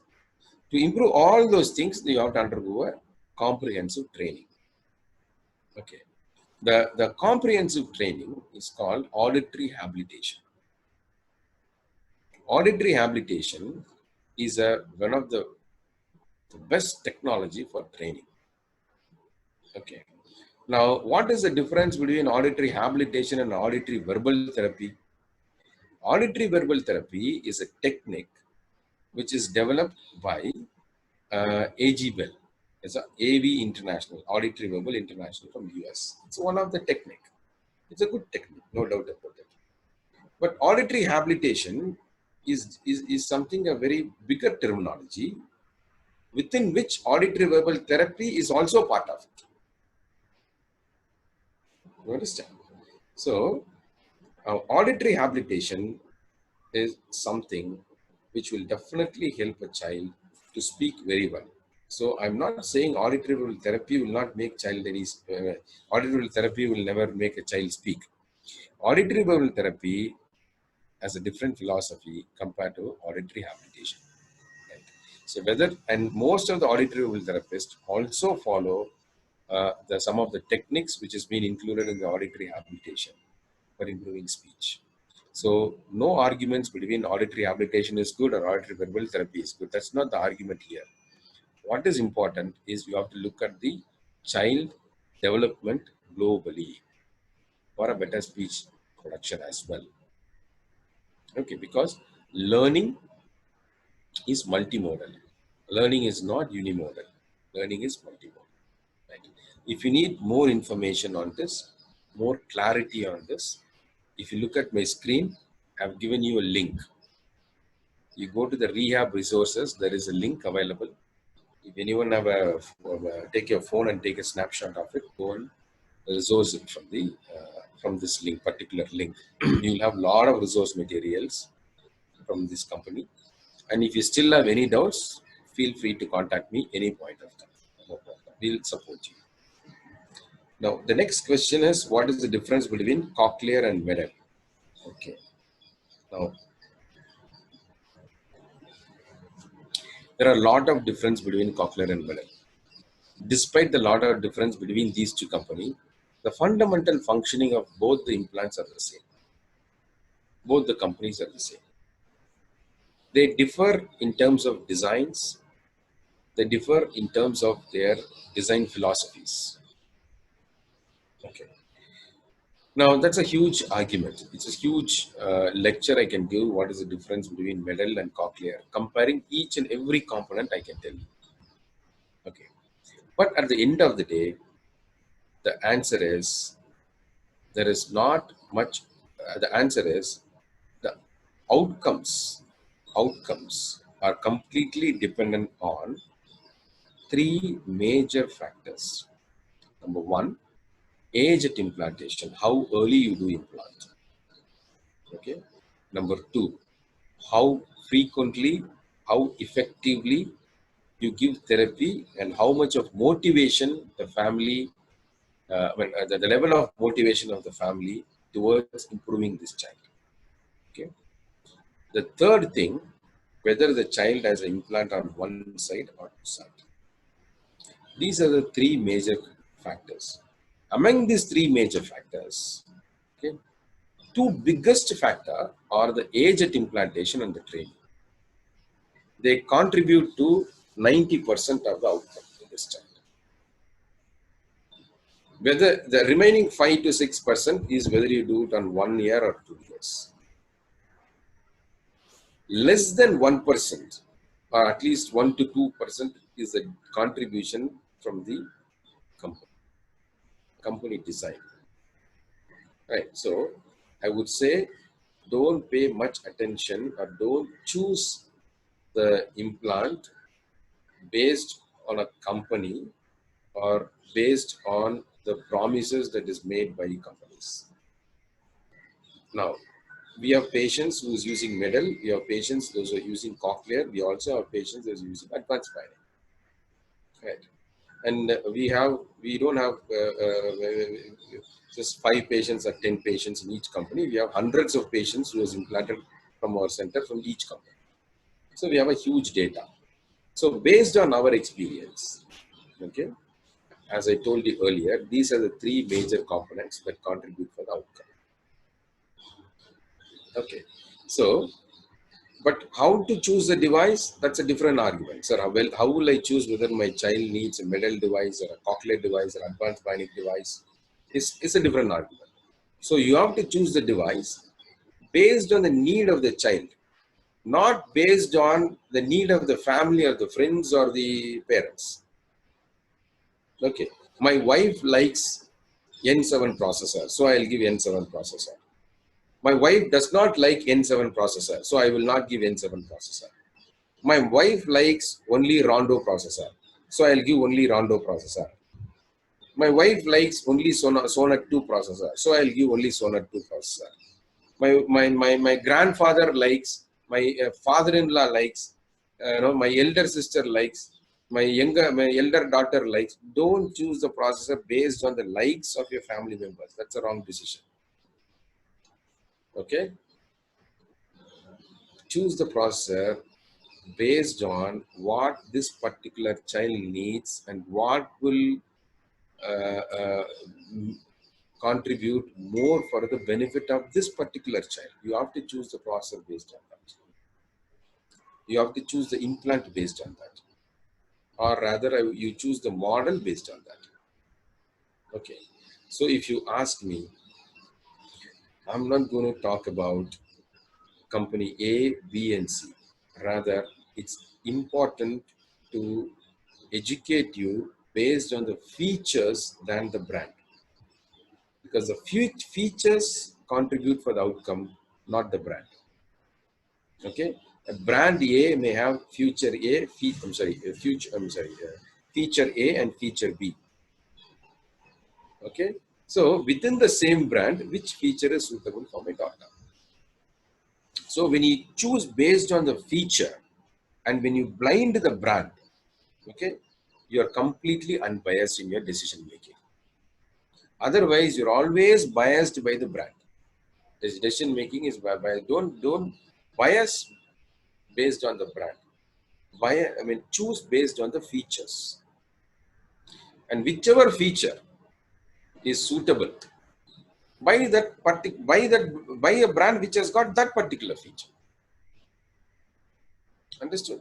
So this is the way to choose the device. Right. See, we have free. We are now opening up a free consultation. So if any of you have any doubts in selecting the processor or anything, please feel free to call us, speak to us, or you call any of your clinic or any of the educated people and take opinions from them before you, if you have confusions in selecting which processor to buy. Okay. But however, all the companies' processor work very good. There is no complaint about processor A, B, or C. Okay. Right. Now, so that ends the difference between cochlear and Medel. But if you want more details, I have to describe point by point, which I'm willing to do it, but I'm little scared whether we have enough time for that. That's a point. So quickly, I'll take all the questions, and then if we have enough time, then I'll explain in detail about point by point. Now, the next one is new model processor and their details and price. Right. So in Medel, because today we are talking about Medel, the latest processor in Medel is Sonnet 2. Okay. Now, Sonnet 2, as of now, is one of the most advanced sound processors in the world. Okay. It has got all the connectivity features which is required for assistive listening. It also has an app which can be connected to your using you can which you can control your processor using your iPhones or any mobile phones that you have, both Android and iPhones. You can use it. Very similar to N7. It also has all the features to do it. And it is one of the slimmest and sleekest weightless processors available in this series. Okay. So, and it has got all the wireless connectivity options. So that's the some of the features of this. And another latest processor is the Rondo 2. Okay. Now, the advantage of Rondo 2, as I see, compared to the Rondo 1 is, number one, it is very sleek and thin. So it is almost invisible. When you wear it, nobody will know that there is a processor. The second important thing is, as I see, this has a wireless battery charger. So you don't need to connect any cables to charge battery. The company gives a wireless and a charging pad. You just place the processor on the charging pad. The processor absorbs the charge and it charges itself. Like, you have all this wireless charging pad for your phones. You place the phone on the charging pad, the phone gets charged automatically. It's called the air charge, AIRCHARG, air charge, or remote charge, or wireless charging. Okay, so that is one of the very good feature in this Rondo 2. And most importantly, the air charger that you buy, you can buy it from the local market. You don't have to buy the charger from the company. What I have observed is anything that is supplied by the company is almost 2 times more expensive than what you can buy it from the local market. Okay, you buy, for example, those days we have this, you call the body level sound processor, okay, which has a longer cable. The longer cable is very similar to the hearing aid cable. You buy a hearing aid cable that would cost you 20 rupees. It works as good as that. But you buy the same cable from the company, okay, that would cost you 1,200 rupees. Understand? So the reason why it is expensive is simply because the company has to outsource the products to from some other manufacturers. It comes through some other importers. Then it comes to the company, and the company from there it exports the local market. So when it moves from 3 to 4 hands, the price goes up. Okay. So rather you go and buy from the local market, it is cheaper. So the air charger provided by the Medel, okay, you can buy it from the local market, and it works very well with the Medel. Medel also recommends to buy it. It is compatible. So the maintenance is cheaper. That is what I'm trying to tell at the end of the day. So what is more important is, one, the cost of maintenance is important. So these are the two advantages of the latest processors in Medel. Now, but if you want more information on the features of the latest processors, so I've given you the link here. If you look at the screen, there is a link. You go to this link and you will find more information on that. Okay, the next question, I want to know about the details and care after implant. Okay, that's exactly what we discussed in my earlier presentations. Everything what I have discussed is something what you need to follow. Okay, that's exactly what your question is. Now the 7th question is, when it comes to batteries, which is recommended, zinc air batteries or mercury batteries? Definitely zinc air batteries. If you need more information on the zinc air batteries and its use, I've also given you the link over there. Please copy the link and you go to that link, and then you will find a lot of information on that. Right. The next question is, Maestro, Pulsar, Sonata, Concert, and Sonnet are all inside implant. Are there any difference? No. No. Now, if you look at the, let me show you the price list of Medel and explain you how to look at where the internal and the external component. See, every device has an internal component and also an external component. Okay, the company has a different name for the internal component and different name for the external component. Okay, now the internal components and the external components, keep that in mind. So I will try and show you.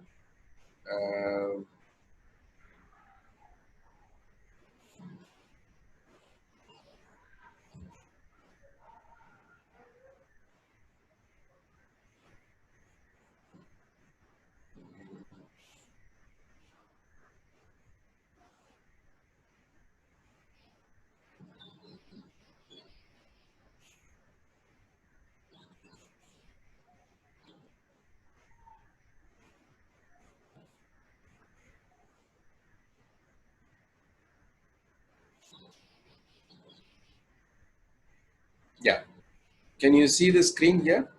Roshni, can you see the pricing here? Yes, sir. I can see the pricing with Yes. and code. Just look at my cursor. Okay, here. See, this is a Medel. It says Medel Sonata.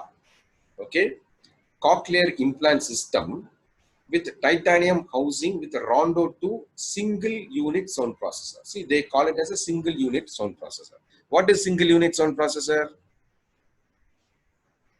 Which is the off the ear processor. Okay, that's a single unit processor, which is just is a Rondo is a single unit processor. Right. Now, so the Medel is the name of the company, followed by the name of the company Sonata. That is the name of the implant inside. The third one, which is highlighted, is the name of the processor outside. Clear? So it is clearly explained. The Sonata is the internal processor. Rondo 2 is the external. Sonata is the internal implant, and Rondo 2 is the external sound processor. Right. Now this is the price of it. Right. Now if you look at the second one, Medel Concerto, okay, with Rondo 2. So Concerto is the internal one, Rondo 2 is the external one. And it says single unit audio processor. When it says audio processor, it is external. When it says the implant system, it is internal. Okay. Now the third one you look at it, Medel Synchrony, okay, with Rondo 2. Now what is the difference between these three devices? The external processor is the same. See, it is Rondo 2, Rondo 2, Rondo 2. But the internal implants are different. Sonata, Concerto, and Synchrony. Which means the Medel has got three different types of internal implant. Okay, which is Sonata, Concerto, and Synchrony. So what is the difference? Right. Now between Sonata and Concerto, not much of a difference, because Sonata was launched, I think, if I remember correctly, sometime in the early 2000. Okay. Concerto came late 2000. Okay. The Synchrony, what you see here, came between in the mid of 2000, I think somewhere around 2014 or 2015, something like that, 15, 16, something like that. Right. So the major difference between the Sonata, Concerto, and Synchrony. So between Sonata and Concerto, not much of a difference. But between Synchrony and the rest of the two implants is a big difference. Synchrony is the only sound processor in the world which is compatible with 3 Tesla magnet resistance. No other sound processor is 3 Tesla magnet resistant in it. In India, I'm speaking about in India. Okay, so in India, this is the only company which has got a 3 Tesla magnet resistant completely. Okay. Now, there are other, Advanced Bionic also claim that they have 3 Tesla magnet compatibility, which I haven't used any of that 3 Tesla devices as of now. And they also claim they have, but I'll have to go and check, because I hear some information about it, which I wanted to check before I come and talk to you confidently about it. Okay. So I don't want to give any misinformations due to lack of my knowledge on it. So I just want to recheck on it. Maybe in my next meeting when I speak about the AB, I'll come with more clarity on that. Okay. Fine. So, so Synchrony is a 3 Tesla. But if you compare the magnet strength between the Medel and if you ask me, because there was one more question, does Cochlear device has a 3 Tesla magnet compatibility? Now, the Cochlear device does not have a 3 Tesla magnet compatibility. Medel has got a 3 Tesla magnet compatibility. Now, if you want to know what is the advantage of 3 Tesla magnet compatibility, yes, you have to understand what is this magnet compatibility, what is this magnet resistance compatibility, okay, which means every internal implant has got a magnet. Okay, the magnet is the biggest culprit inside the head. Not because it will cause any damage to the tissues, or not because it will cause any damage to the brain. No. This magnet, when the child is exposed to another magnetic field, okay, and the magnetic field outside the head is more powerful, this magnet get attracts toward that magnetic field and that can dislocate from the position.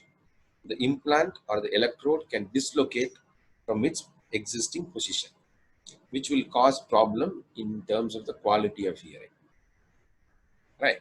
So what the implant companies have done is they have created a pouch on the receiver stimulator which will hold the magnet. Right. It will tightly hold the magnet. But how tight they can hold is limited to the strength of the magnet outside of the body. Okay. Now, for example, when you play tug of war, you have three people on this side holding the rope. Okay. And you have three people on the other side holding the rope. Right. So now it is neutral. So the strength is equal on both sides. Suddenly, on one side, if there are two more people joining, definitely this side becomes weaker and they can pull these people down. Correct? Very similarly, the strength of the pouch which is holding the magnet inside the implant as certain can only withstand or hold the magnet to certain strength of the magnet outside the head. If the strength of the magnet outside the head is more powerful, then this pouch cannot hold it. It will let the magnet go. So it will dislocate. Okay. So the strength is measured in terms of Tesla. If the strength of the magnet is up to 1.5 Tesla outside your head, if the strength of the magnet outside your head is 1.5 Tesla, okay, then the implant will not dislocate because the pouch can hold the magnet in its position. If the strength of the magnet is more than 1.5 Tesla, then this pouch cannot hold the magnet. It will, because the power is more, the strength is more outside. The magnet outside the head is little more powerful than the internal one, so it can attract the magnet and it can dislocate. So synchrony implant has got a technology, okay, which will prevent the magnet from dislocating even if the external magnetic field is 3 Tesla. You understand? For example, if you take your child to do an MRI in a 3 Tesla MRI machine. Okay, what is 3 Tesla MRI machine? What is 1.5 Tesla MRI machine? Magnetic strength is quantified in terms of Tesla. A 3 Tesla MRI machine will give more clearer picture than the 1.5 Tesla machine. 0.75 Tesla machine will give very poorer picture compared to 1.5 Tesla. So more the strength, the definition or the resolution of the scan is much clearer. So which is helpful for the surgeon to see each and every minute anatomical differences for him to make any decisions on it. That is why it is. So higher the Tesla, better. So most of the MRI centers in India are 1.5 Tesla.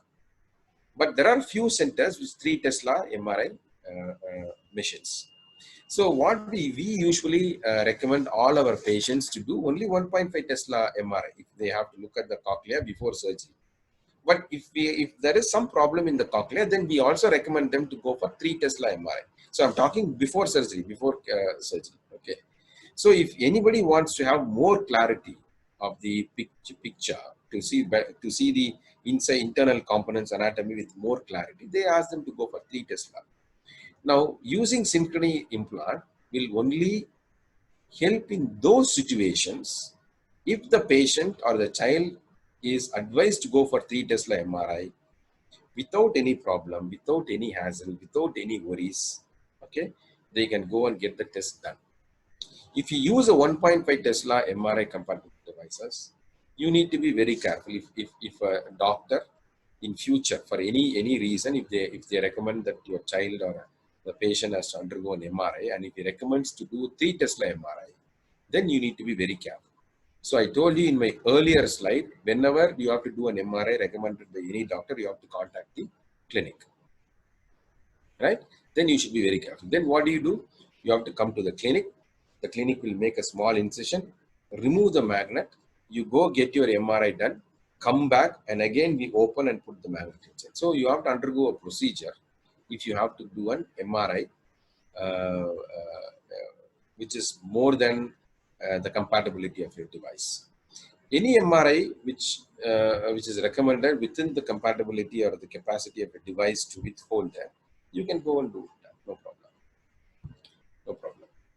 So that is why this 3 Tesla MRI is little more safer in those particular situations.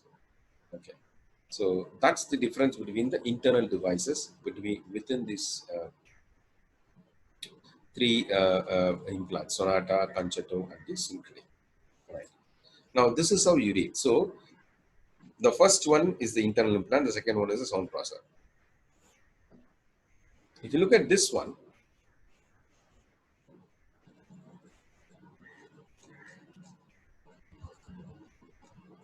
let me check. I've got another.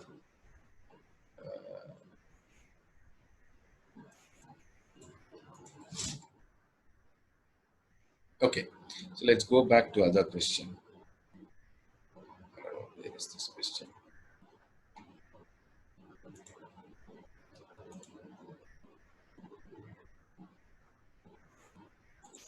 Okay. Now here, what is Maestro? Maestro is nothing but a software. So if you remember my previous slide I showed you last week, I will repeat it. I'll show it again for better understanding of you.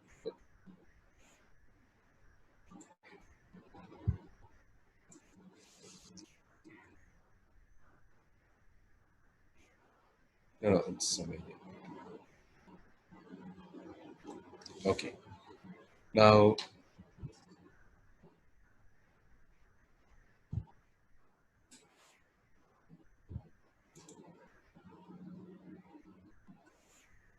okay.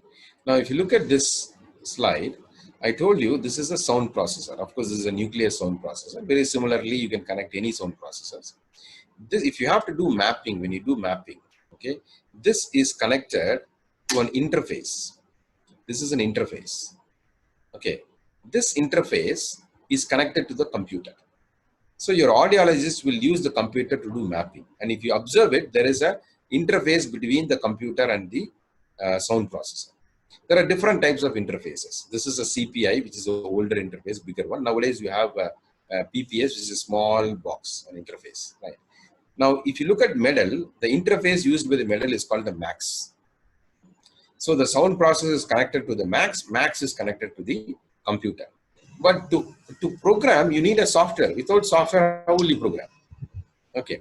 Only through the software you can control the parameters. The name of the software used in Medel is called Maestro. Okay. The name of the interface used in Medel is called Max. Clear? Right. So this is how it is connected. That is different. Okay. So this is what it is. So Maestro is a software used. Max is the interface that connects the computer and the sound processor during mapping.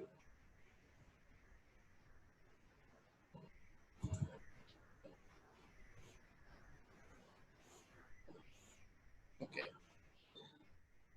So, and I've told you what is sonata, what is concerto, what is sonnet. Sonnet, opus 1, opus 2, sonnet 1, sonnet 2 are BTE sound processors of Medel. Rondo 1, Rondo 2 are off the ear or single unit sound processors of Medel. Pulsar, Sonata, Concerto, and Synchrony are the internal implants of the Medel. Pulsar is a very old version. Much before Pulsar, there was another version called Combi 40. Okay, the initial version is Combi 40. Then Pulsar came. Then Sonata came. Then Concerto came. Then then Synchrony came. Okay. Right. Now the ninth question is tempo. tempo, opus 1, synchrony, rondo, outside processor. Yes, the tempo plus opus and rondo 1, rondo 2 are outside processor. Synchrony is an internal implant, not the sound processor. Clear? Right. But if you need more details, I've given you the links. You can go to the link and learn from that. Okay. Now look at this for the clarity. Now, okay, EAS is different. Okay. So EAS is a very interesting thing. EAS is a one processor which has a processor for cochlear implant and also hearing aid. Hearing aid and the sound processor cochlear implant is built in one unit, one single unit. Okay.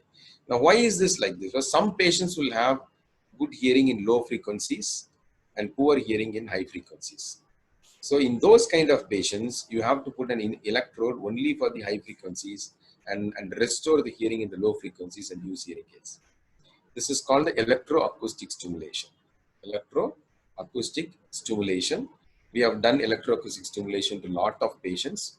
The outcomes of electroacoustic stimulation is far better than electric stimulation alone. Most of the cochlear implantees use electric stimulation only.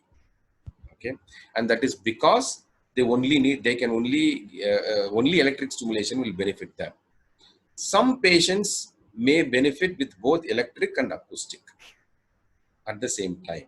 So the benefit from electric and acoustic, the quality of sound is definitely far better than electric alone.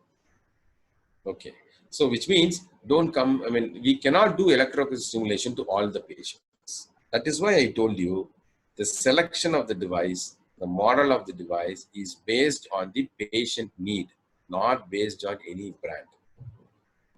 It is based on the feature. And you have to select the features based on the hearing level, the hearing configuration, the anatomy of the cochlea, anatomy of the nerve, the family background, the socioeconomic status of the family. Everything matters a lot. Okay. So all these are basic 6-7 points. I've got another 3-4 points which also matters a lot in selecting the processor. So when we counsel, we take all these things into account. So we don't go by the processor based on the price. Don't think I will go for the expensive processor or the expensive implant because it gives more benefit. No. My answer is no. Right? So don't put all your money in buying the most expensive one.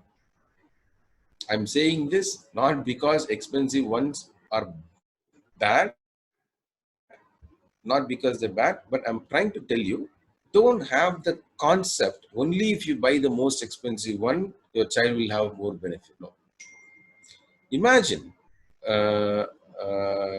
what Roshni has. Okay. Roshni has a technology, okay, which was almost 5-6 years old in the internal device. Am I right, Roshni? It's been 6 years. 6 years old, right? Next year, now we have a technology which is much better than what Roshni has got.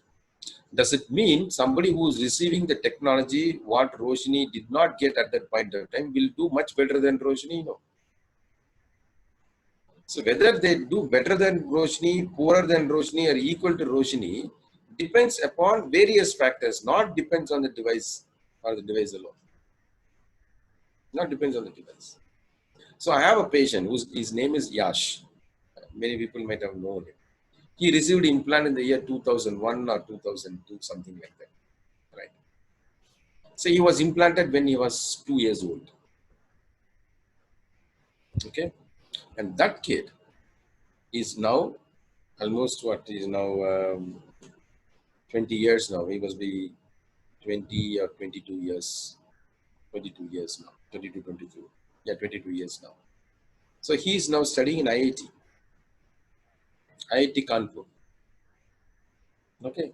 He is using the device, is a unilateral implant. He is not a bilateral implant. He received a technology which is in 2002, which is almost 18-year older technology. He's doing very well. He speaks 5 languages. Right? How is it possible? Because implanted early. More than that, both the parents are motivated. The father got a transfer to Chennai just because he did not have facilities for rehabilitation at that point of time in the place where he was working. They settled in Chennai for him for 5 years. His mother was an engineer. She resigned her job just to take care of the kid, to train him. They come to therapy meticulously. They have never missed a single session. They do their homeworks properly every day. They've never missed it. And the mother is very articulative, comes back to the teacher and then clarifies her doubt to teach the child much better at home. And the child himself is motivated because of all these factors. On top of it, he is also an intelligent child. Right? So all these things matters a lot. It's just not the implant or the brand or the product or the price. All these things matters a lot. So that's my advice to all of you. Now, these are the sound process. Sonat and Rondo 2 is the off-the-ear single unit processor. Okay, this is add here. This is very smart device. Add here is not a cochlear implant. It is a bone conduction hearing aid for patients, those who don't have the external ear. The inner cochlea will be functioning. But you see, some of the children may not have the external ear properly. It is completely closed. You can't put the hearing in. Then we put this bone. And this add ear is a very beautiful bone conduction device. You know, it is like a bone baha or a bone bridge. The advantage of that is it is just a sticker. You can just stick it behind the child's ear. It's very comfortable. All the child loves wearing it. And it's more than, even if they don't love wearing it, they're not irritated by it. Otherwise, when you put a device with a headband or a head, you know, or a band and clip it with something, it's too cumbersome for a 1-year-old child or a 8-month-old child or a 2-year-old child to wear. They don't wear it. They remove it because it's so irritating for them. So it's called add ear. Samba is also another processor for vibrant sound bridge. Okay, there was a question from somebody. They asked, what is vibrant sound bridge and how is it different from hearing aids? Okay, I'll show you what is vibrant sound bridge. Now this is the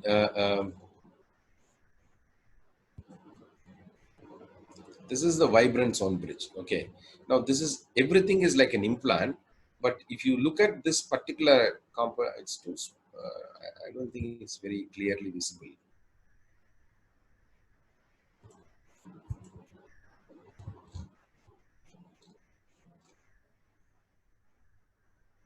Okay, now you look at this image. Okay, now this is a vibrator. It's a simple vibrator which is placed in the middle ear, not inside of the cochlea. It is either clipped to the bone or on the round window on the cochlea, not inside the cochlea. This is very useful, okay, for patients where hearing aids does not give enough benefits. That is, if you have to get some benefit with this vibrant sound bridge, you need to have some residual hearing. Okay, if you have a hearing loss of more than 80%, vibrant sound bridge will not help you. If it is less than 80%, vibrant sound bridge is definitely an alternate for a hearing aid in some of the patients. Okay, and definitely the quality is also much better.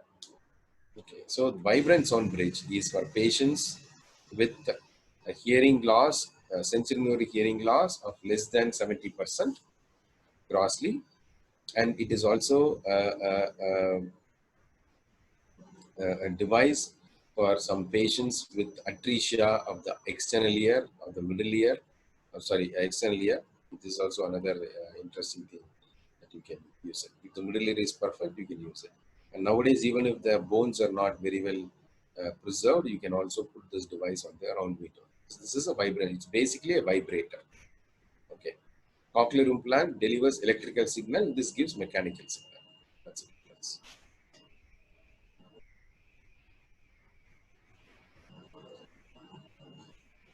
Okay. Now let's go back to other questions. Okay, we have any more questions left? Yeah, Ranjit sir, when it comes to bone conduction devices, Mm-hmm. does it mean that it is like other cochlear implant devices? Is it bypassing the cochlea, or is it? No, no. It is not bypassing the cochlea. Okay, it is bypassing the middle ear.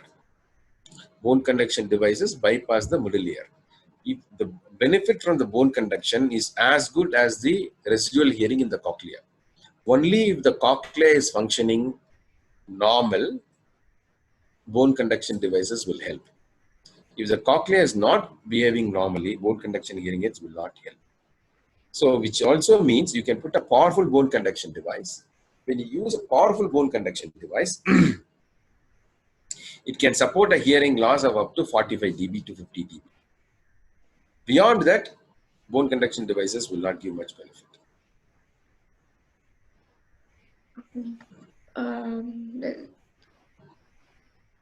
There is one thing. Actually, Ranjith sir, you have seen my speech from when I was very young. Yeah, you're still young. Can you hear me, Ranjith sir? I can hear you. Can you hear me? You have seen my case for many years, starting from hearing aids to now. When it comes to hearing aids, I have heard good sound, like resound, GN resound hearing, and I hear this. I'm used to it because it sounds very natural to me, and it's the same technology that is available even in cochlea. But for somebody who has, Come again, you same technology available in cochlea. I mean, okay, I got the point. Yeah, tell me. I got the point. Tell me. Go ahead. So, Somebody. But for somebody who's having hearing loss very late, like like when they become adults, and that's when they have hearing loss very late, and they go in for implant, then they feel that the sound is very different from the normal sound. So how do you address that? See, I'll tell you what. You are with hearing aids, you are able to hear much better. That's what you said. When you were very young, you are still young. When you were very young, okay, you said the quality of sound was much better when using hearing aids. Okay. Now let me clarify. It is not because of you used a GN resound hearing aid. Okay. It is because you had a residual hearing. So your residual hearing, you have enough hair cells in the cochlea which can make the worst information into best information to your brain. Okay. Now that helped you to appreciate the quality of sound. Okay. Even if you have worn any burner phone hearing aid, or even if you have worn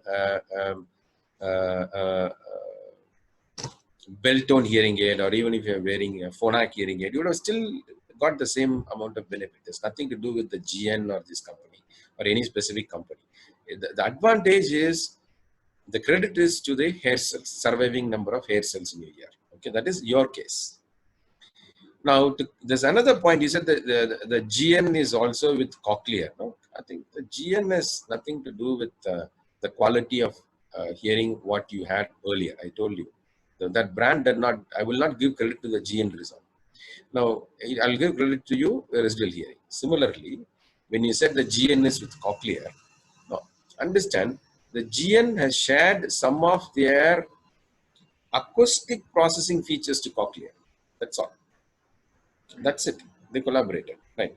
Now with Medel, I think Medel, GN or Orticon is also collaborating with Medel. So it's like this, Roshni. The core area of manufacturing and research for cochlear or Medel or advanced bionic is cochlear implant. Okay, they may have to adapt some technologies from the hearing aid industry. So they take technologies from these people. So GN may be selling the technology both to cochlear and Medel also. Orticon may be selling to both Medel and cochlear also. Okay, so that is not the point here. The point here is you had a residual hearing, so you benefited very well. Okay.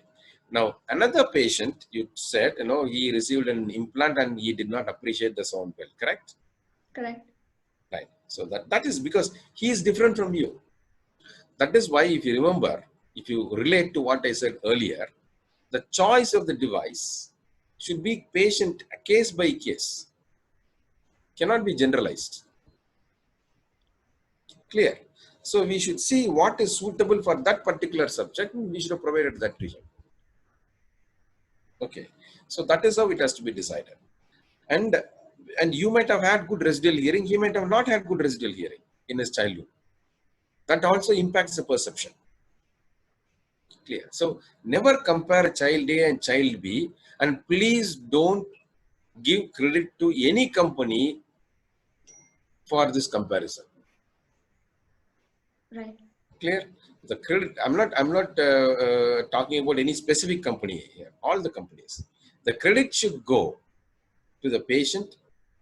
The credit should go to the family, and the credit should go to the choice of the device based on the scientific evidences or the features that has been incorporated. Okay, a good audiologist and a good ENT surgeon or a cochlear implant surgeon will be able to tell you what is appropriate for you. Yeah, I have one question from Sunny. He's asked, Sir, I have one question regarding maintenance of processor during warranty time. Is it necessary to send the processor to company for servicing every year? Is there a facility run by a manufacturer where we can walk in and get a service that company run servicing is necessary? Okay, so let me put it this way. Now, what do they mean by service? I don't know. There could be two types of service. You take it to the company will open the processor, clean everything and give it back to them. That's fine. But they charge for it. They charge for it. They charge not less than 25,000 rupees or 30,000 rupees, right? So I don't know, how much do you pay, Roshni, when you send your device for servicing, just for servicing to Cochlear?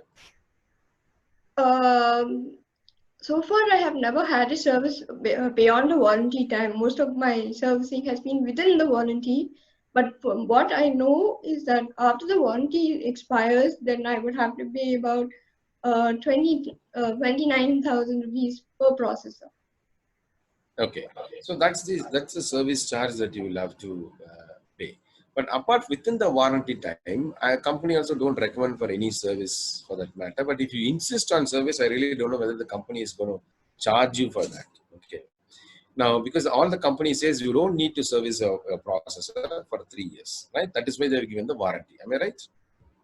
Because none of the company has told so far, though we give warranty for 3 years, you send it to us for free service for every year. No company has told anybody. So which means they are not going to give any free service. If there's a free service, they would have told us. Okay. Now it could be a case by case. A clinic can influence something and ask the company to just help this patient, or we'll do something. That's a different story altogether. But how do you maintain within this 3 years of time? Very simple. Just follow everything what we have told earlier. Okay. And every clinic you go for a care and maintenance program in the clinic. Okay. Now, for example, if you MERF, anytime you say you want to do a troubleshooting of the device, you want to check, the MERF people will check everything and they troubleshoot and give it to the patients and say if everything is working fine. If the patient has an issue, then we sort out the issue. Okay. Now, I have to really go back and check with the company. Do they give free service? As far as my knowledge goes, I don't think they give a free service during the warranty period when the machine is working properly. You understand? When the machine is working properly, perfectly, they don't give service. Okay. Now, when there's a problem in the machine during your warranty, they give free service. So it's a question of when you have a problem, you get a free service within the warranty. When you don't have a problem, they don't give any free service because it is working fine. Okay. Now, apart from that, the regular servicing is that you can do it at home every week or every once in 3 months, whatever we have told you earlier. Or you bring it to the clinic. If you have to really troubleshoot the device in depth, the clinic will troubleshoot it in depth.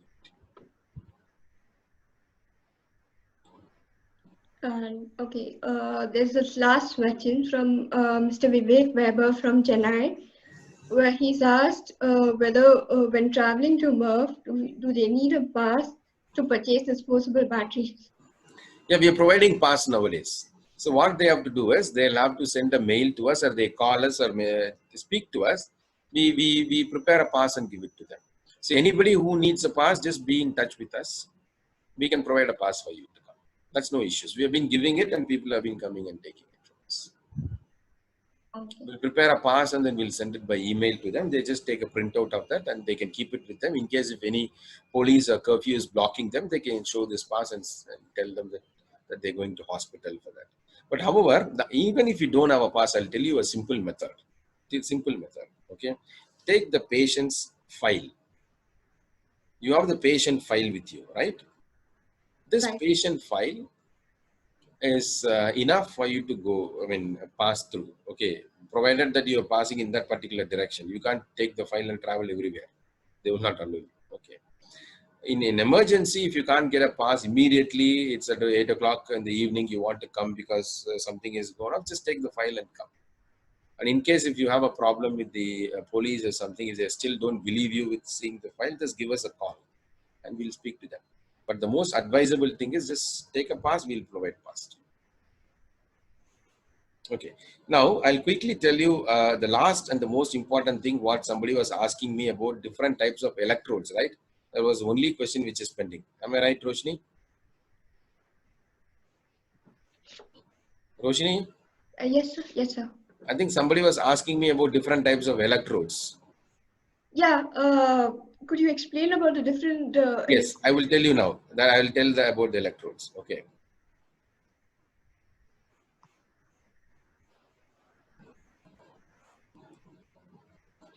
Okay. Now you look at this. Can you see this picture? Can you see the screen? Yes, sir. Yes. See, look here. This is the cochlea. Cochlea is nothing but the inner ear. Now the inner ear has got lot of cells which will convert the sound into electrical signals, and these electrical signals are carried to the brain through this auditory nerve. Now, if you look at the functioning of the cochlea, it's a very fantastic. It has got a very beautiful way of functioning. Number one, the base of the cochlea. This is called the base of the cochlea, and this is what we call the apex of the cochlea. So this part of the cochlea is for high frequencies, and this part of the cochlea is for low frequencies. Okay, low frequencies are frequencies like drum. Okay, see, for example, listen to me. This is a low frequency sound. This is a high frequency sound. This is a mid frequency sound. There are different frequencies. Okay, every sound has its own frequency. That's the uniqueness of that particular sound, and because you are able to differentiate between those two frequencies, you are able to differentiate between those two sounds, you are able to appreciate the speech. If you cannot discriminate the frequencies, the sound quality will be poor. Okay. Now, remember, I told you every company has their own design philosophy, right? The Medel's design philosophy is the length of the cochlea.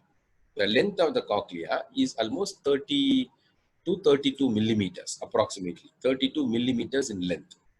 Okay, which means the highest frequency is coded in the base, in the 1 millimeter or 0.5 millimeter distance. Okay, the lowest frequency is coded at the 29th millimeter or the 30th millimeter of the cochlea. Correct? That is what it means. So which means the Medel believes that if you have to really make the sounds very clear, speech very clear, music more natural, okay, you have to stimulate the entire cochlea because that is how the nature has designed. Roshni, you asked me that your quality of speech perception was much better with the hearing aids. No, I mean my clarity in hearing sound is much better with cochlear implants than with hearing aids. No, I will tell you. No. What I'm trying to tell you is, earlier you told me the quality of speech perception was little better in your younger days, correct? Yeah. Yeah, because you had natural residual hearing. As the age progresses, your hearing loss dropped. Hearing loss went up and hearing dropped down. Correct. Because the sound is more natural, simply because your entire cochlea is being used for sound perception. As the hearing loss goes up, only part of the cochlea is being used. So when you use the entire cochlea, the quality is much better.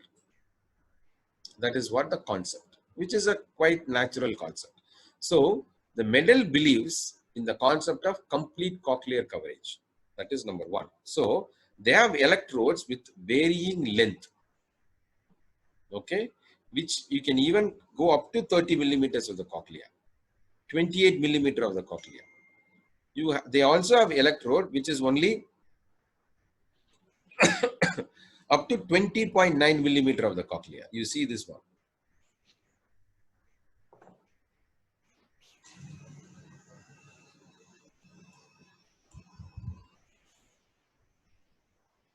Okay, you see this. Now, what is the length of this one? 31.5 millimeter is the length of this electrode. The active stimulation length is 26.4 millimeters, right? This is a standard electrode. You take the medium electrode, it is 20 millimeter. You take the compressed electrode, it says 12 millimeter, right? Right. Why is this difference? Because the length of the electrode has to be customized to the patient's cochlea. So you need to have different sizes. You go and buy, you want to buy, go to a shoe shop. Okay. You buy a shoe which suits your toe, right? There is no one single size that fits everybody, right? Shoes. Very similarly, you have to choose the electrode based on the cochlea. Clear? Right. So when you choose the electrode based on the cochlea, the quality of the sound is much better. If you choose one size for everybody, say for example, everybody has to wear only shoe size of 40. For some people it will fit well, for some people it will be too small, for some people it will be too big. You will still have a shoe, but it is not comfortable. It doesn't give you the comfort. It doesn't give you the you won't be able to perform very well. You won't be able to walk comfortably with that. So similarly, every cochlea is different. There are some differences in the cochlea. You will have to choose the electrode based on that. Right? You can't choose one electrode length for everybody. No. This is in terms of the electrode length. Okay, I'm only talking about the electrode length. Okay, so they have standard, medium, and compressed. Okay, the compressed is a shorter electrode. If some cochlea needs a shorter electrode, they still have the shorter electrode to cover the complete thing. If some cochlea needs a longer electrode, they have the longer electrode. If some cochlea needs a medium electrode, they have the medium electrode. This is the beauty of this company, Medel. They have the option for the surgeon to choose to give the better benefit for the patient. Okay. Now, these are in terms of length. Now you see, there is something called the Flex series. Okay, this is different. This is in terms of the size, not just the length, the size of the electrode. Okay, now why is this size important? It's simply because the Medel also believes that the electrode that you put inside the cochlea should not damage the existing structures in the cochlea. That is number one. Why it should not damage? Because in future, in case if some some kind of alternative therapies for regeneration of the hair cells come up, okay, unless you have the adequate structure in place, you may not qualify for it. Okay, that is one. Another thing is, most important thing is, when you preserve the structure, okay, you preserve the normal functioning of the cochlea, not in terms of functioning of the hair cell, in maintaining the hemodynamics, in maintaining the cellular the composition. I'm sorry, the electrolyte composition and everything. It is maintains well. When it maintains well, they assume the quality of the sound is better, and it has been documented very well. Okay. Now, in some cases, for example, if one patient has got, if you look, please look at the screen and look at the cursor. Let's say this part of the cochlea is affected and this part of the cochlea is normal. Okay. Now, why do you have to put an electrode in this place? So you put an electrode only to this place. Okay. Put a good quality soft electrodes. That is why it is called soft. Okay. It doesn't damage the other structures in the cochlea. Put a soft electrode inside, so that the other structures are not damaged, and you can give electrical stimulation to this place, and you can put a acoustic stimulation to this place by wearing a hearing aid. That is why you have electroacoustic stimulation. You have an inbuilt hearing aid plus the transmission for the implant. Okay, so this is called the structure preservation or hearing preservation, which is the future.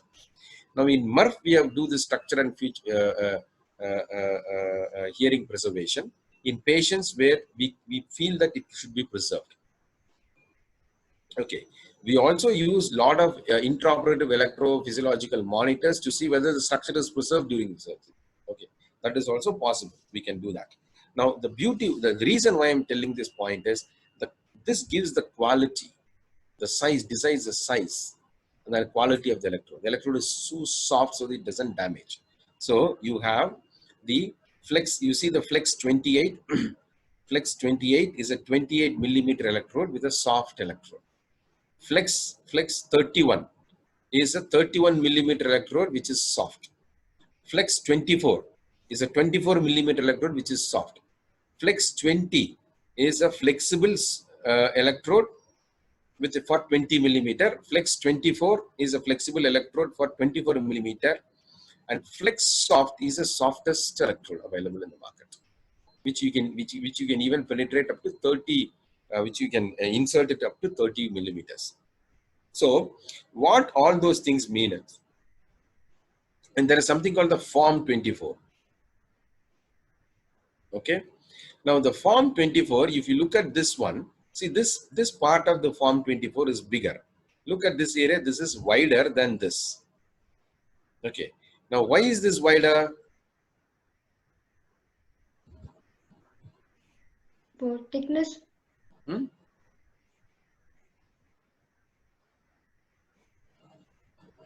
One, in case, okay. Now, in case if there is a malformation in the cochlea itself is malformed, okay, or if the if the patient has got CSF leak, in some cases the cochlea could be a common cavity where the partition may not be there. It could be a common cavity. It's anomaly where the cochlea will have a direct connection to the brain, and the fluid in the brain will also flow into the cochlea. Okay. Now this is called the CSF. Okay. Now if the opening is not sealed properly, the CSF can leak and it can cause to meningitis, brain fever. Okay. Now this is to seal that. In those conditions, you choose this electrode. Clear? Now this is with 28 millimeter length. Sorry, 24 millimeter length. The same thing with 19 millimeter length. See, look at the choice of electrode what Medel has got. Okay, depending on what is required for the patient, depending on the problem of the cochlea for each patient, depending on the anatomy of the cochlea of the patient, you have to choose. Only then the maximum benefit can be achieved. Clear? These are the features I was talking about. Right. So the in general, there are different length of the electrode and also different designs of the electrode to suit different kinds of cochlear malformations. Okay. One thing which is not shown in this is called the custom-made electrode. Custom-made electrode means if an audiologist and the surgeon feels that this patient needs a different design of the electrode to give maximum benefit, okay, the Medel has given a special tool. Using the tool, we can measure it and we send it to the company. And the Medel will specially design and custom manufacture, specially design the electrode for that particular patient and they send it back to us. Okay. So this is called the custom made electrodes. So the point here is we are tailoring the electrode for each patient. Okay. So when you tailor your shirt, your fitting is very good, right? When you don't tailor it, you buy a common size which is available and you fit into it, right? For some people, it fits well. For some people, it is loose. For some people, it may be tight. So when you go to a tailor, he exactly measures what you want and he gives it to you. So that is also possible with that. So that is why this company has got lot of options for the electrodes to give the better benefit and advantage for the patient in nature. But if you ask me, have you seen any patients benefited much better with this longer electrodes? Yes. Yes. One thing which I have always seen is especially in adult patients, only they can give a good feedback of it. This is not my opinion. I have spoken to many audiologists in this country also and abroad of my very good friends, and all of us felt that when you switch on the device for these patients with Medel, the improvement is quick. They immediately appreciate it. That's what was, see, when we started doing Medel in only 13 years ago. 13 years ago. When we did the first one, it was quite surprising for me. The improvement was just like that. I really don't know why, but later we understood the complete cochlear coverage. It is stimulating the complete cochlea. The benefit seems to be a little better. Okay. So I'm not advocating for this company. I'm only informing what we have felt, my experiences. But it does not mean, or I don't deem that the cochlear or advanced by any company is poorer than this.